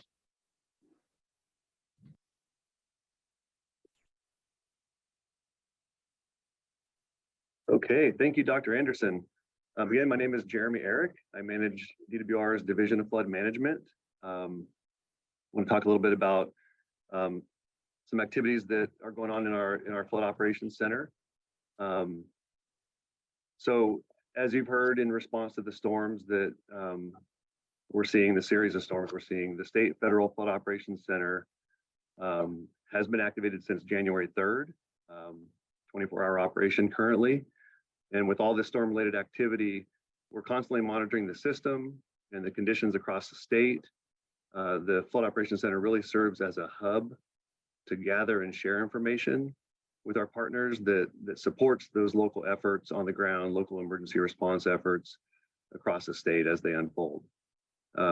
We share information on weather and river forecasts. We also provide technical and direct assistance to local entities that are actively managing these flood threats and these incidents that pop up. And that when they need additional support from the state, once they've exhausted their local resources, including at the county level, they'll elevate things to the state, either through the State Operations Center or directly to the flood center that we're managing here in Sacramento. As the storms persist, the Flood Operations Center will continue coordination with public safety entities to respond and prepare for these impacts that we're seeing statewide. And this includes preparing for road closures, gathering additional flood fight supplies from some of our state warehouses, as well as our pre-deployed flood fight materials that are located across the state. Can we go to the next slide? Thank you. So the National Weather Service's California Nevada River Forecast Center is forecasting many locations along the rivers in California to reach flood stage later today. This map should become pretty familiar to most of you by now. The areas we're looking at that are noted here and on the slide, we have 9 locations exceeding flood stage or projected to exceed flood stage later today, and then 32 locations exceeding monitor stage across the state. I will note that these numbers do change fairly regularly throughout the day as information comes into the River Forecast Center. So you might see the 9 and the 32 fluctuate a little bit, but these are the numbers that we received most recently. I think from here, one thing, just like I said, it fluctuates depending on the storms and how the storm systems behave in California, how long they camp out, how quickly they go through. So just keep looking at this website for the latest as you need the information. Next slide. So as mentioned earlier by Director Namath and Dr. Anderson, the system as a whole is really responding how we would expect the system to respond given the amount of water that's coming across and landing in California with these series of storms. And that expectation does come along with a lot of what we're seeing out there in terms of some of the responses that are happening. We don't expect the system to work perfectly. It's working as intended, and things do pop up during these types of events. So we do see distresses across the systems in the state, and those that that are known about are being managed between the local agencies, the counties, as well as in partnership with the state here in our Flood Operations Center. For a quick rundown of some of the areas that we're focused on in the Flood Operations Center, and we're actively monitoring, and we're ensuring that materials and staff are prepared to respond to. These include the Cosumnes River in Sacramento County. In this location, we have about 5 CCC crews, that's California Conservation Corps crews, that are out there placing flood fight materials on about 4,000 linear feet of levee to mitigate against further erosion due to overtopping in a particular location. There are other areas out there that have been dealt with by the local reclamation district in Sacramento County. So we're adding to that resource by providing some state support. We also have flood fight specialists on site that are providing technical support as needed out there. The next location I'll mention is Bear Creek in Merced County.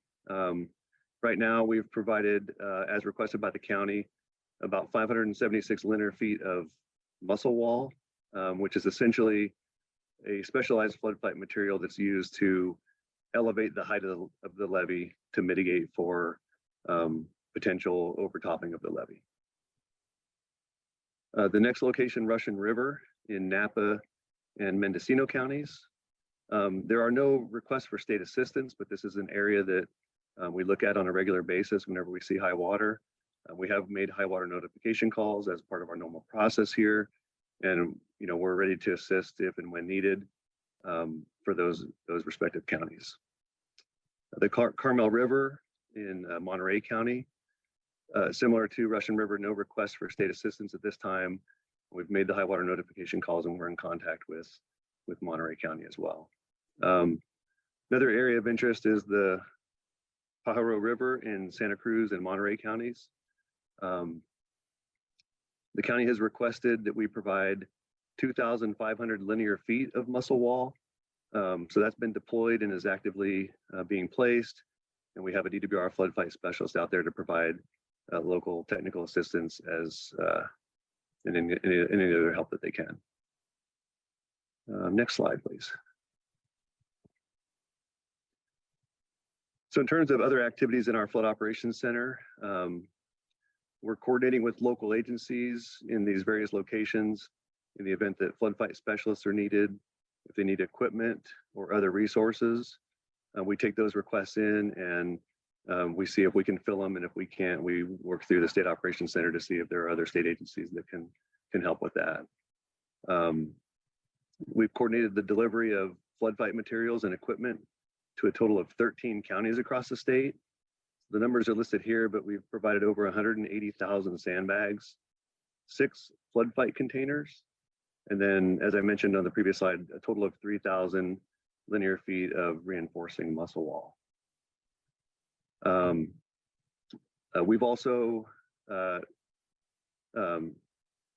deployed flood fight specialists. I did mention earlier that we have 49 pre-deployed flood fight containers located throughout the state, and those are tapped into as needed during these incidents.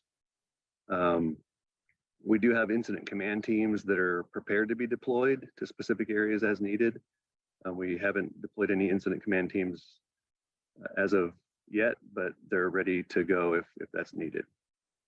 The Flood Operations Center also is reaching out on a constant basis to local levee managers, counties, cities, to keep them informed of the various high water conditions as we see the forecast change, and coordinating increased levee and flood system patrols, which most of the levee maintainers out there are actively doing patrols where they're seeing water up against their levees. We will continue coordinating closely with other flood managers, including Cal OES and the county offices of emergency services, in areas that are forecasted to be impacted by these events. Next slide. Okay, so in the Sacramento Valley, the Sacramento River Flood Control System relies on effective management of various flood control reservoirs, as well as a system of leveed rivers and bypasses.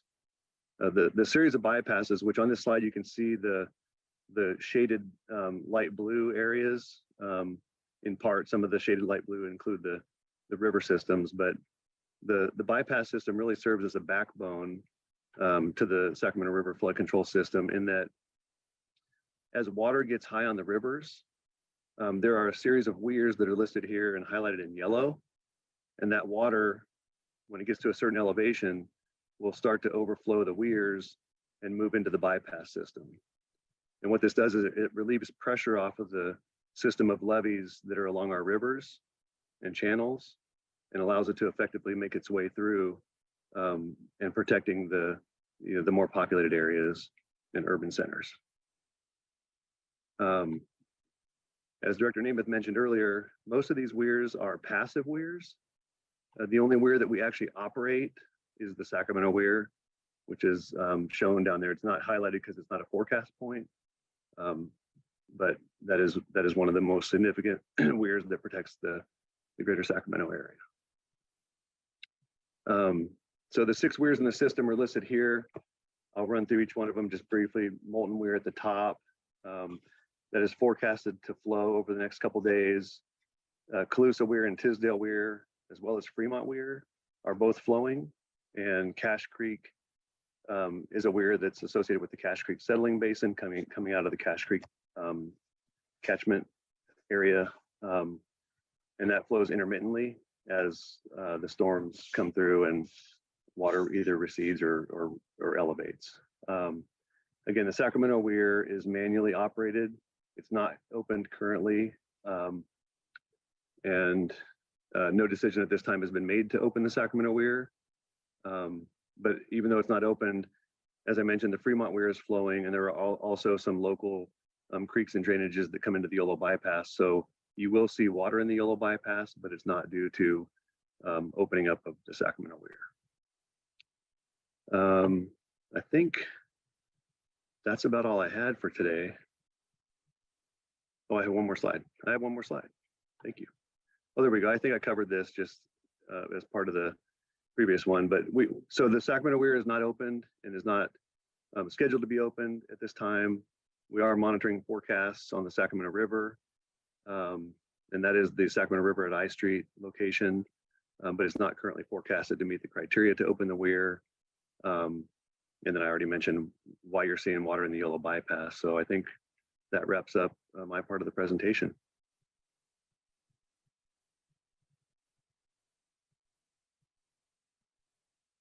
All right, John Yarborough, go ahead. All right. Well, thank you, Ryan. Thank you, Jeremy. Good afternoon, everyone. I'm John Yarborough. I'm the Assistant Deputy Director for the State Water Project and here to provide an update on the State Water Project system. If we could look at the next slide. So I wanted to start with this figure that hopefully is familiar to folks. This is off the California Data Exchange showing the reservoir status of some key reservoirs throughout the state. This is as of the 8th of January, so pretty current information. The key part is as we look statewide, our reservoir storage we're about 78% of average. So we're still below average. We still have a lot of room in our reservoirs to take in this inflow and take in the inflows that we're seeing on the horizon here. Focusing in just on a couple of key reservoirs for the State Water Project. So that'd be Oroville up in the north. You can see with the 3.5 million acre feet of capacity. Right now we're down around 1.5 million acre feet. So again, a lot of room to take in the inflows that we're expecting here over the next 10 days. Also down, another key reservoir down in San Luis. We're about 39% full there. So we have a lot of room to take in storage as we're able to move water south out of the Delta down into the system. On the federal system, we just note Shasta in a similar situation with 37% full. So again, a lot of room in Shasta to absorb these storms that are coming in. If we could go to the next slide. Focusing in just a little bit more on the State Water Project. So as we look back at the series of storms, so looking back since December 1st, Lake Oroville has come up over 77 feet, and that's as a result of about 0.5 million acre feet of inflow. So that brings it again, currently we're at 1.55 million acre feet. But again, we've got 3.5 million acre feet of capacity. So a lot of room, take in future storms, a lot more room for improvement on our water supply picture at Lake Oroville. As we look out about the next 10 days, we're expecting about another 0.5 million acre feet to come into the reservoir, bringing it up around 2. So again, even with that expected inflow there, we have a lot of room, a lot of capacity in Lake Oroville. Next bullet looking in the Delta now. So as these storms, the inflows into the Delta have allowed us to dramatically increase the pumping, the exporting out of the Delta. So this is at the Banks pumping plant. This water that we're able to capture and export, we're then able to store in San Luis. So we have that water available for later in the season here. Our Delta exports had been around 300 CFS before these storms. We've been averaging about 3,000 CFS here over the last several days, really dependent on the conditions. And we're looking to increase that a bit more here with some of the forecasted inflows. Other facility to note is Lake Del Valle. So this is Alameda County, Lake Del Valle, part of the State Water Project. We are starting to get into the flood reservation space for this reservoir. So we're coordinating releases with the U.S. Army Corps of Engineers. Those releases have been around 2,000 cubic feet per second. The fourth area one to talk about then is San Luis. So since December 1st, as we look back at these storms have come in, San Luis has come up about 32 feet. And that's the result of an additional 274,000 acre feet that's come in. Now of this, so we share San Luis between the State Water Project, also we share it with the Central Valley Project. And so focusing just on the State Water Project share, we've been able to increase that about 142,000 acre feet. So again, all of these actions here, we're really trying to capture as much of this water as we can, both in our storage reservoirs and then also exporting out of the Delta to the degree we can so we could store it in San Luis so we have it available for later in the season. Because while these storms have been great, we still, from a water supply standpoint, still below average and would like to see that storage picture improve there. So I believe that's my last slide. So thank you all. And Brian, I'll hand it back to you. All right, thank you, John. Appreciate it. We are going to go ahead and open it up to questions. We ask that they come from reporters only. We are going to use the hand raise function. So I see several of you have your hands raised already, which I appreciate. We're going to go ahead and call on you in order, and I will ask you to unmute your line. We're going to start with Paul Rogers from the Mercury News. Paul, go ahead and unmute. Oh, hi. Thanks for doing this. This is a general question for Carla. Carla, we've certainly seen lots of heavy winters over the years and flooding in California. 1940, 1955, 1982, 1997. I'm just wondering if you could put this in perspective. How serious are these storms and how concerned are you about the flood risk going forward? So Paul, unfortunately, I think Director Namath left. She was not available to stick around, but I believe probably Dr. Mike Anderson can answer that question. Hey, Paul, this is Mike. That's a good question. So yeah, I mean, we have seen significant flooding in the past, and we've seen some pretty monstrous events. And what we're seeing in this one is kind of a sudden pattern shift, right? Beginning of December, the ridge was firmly in place, and by mid-December, right around Christmas, it started breaking down, replaced by a very strong jet stream with just storm after storm after storm. We've been at this for about a 2-week window, be about not quite a month when that high pressure builds back in. And I think that's where you really start to see some really interesting elements of the climate system to probably pay attention to, in that you have more energy for the atmosphere to work with, and this interplay between wet and dry cycles kind of creates its own challenges because of the need to be nimble in terms of which aspect of a hydrologic emergency you're responding to. The real trick would come, doing getting into a pattern like this with a kind of background state of already being wet, and really working to see how the system deals with a volume management component like we're seeing. There's always the element of the heavy rain rates that we're seeing that's a threat for fire scars and debris flows and landslides.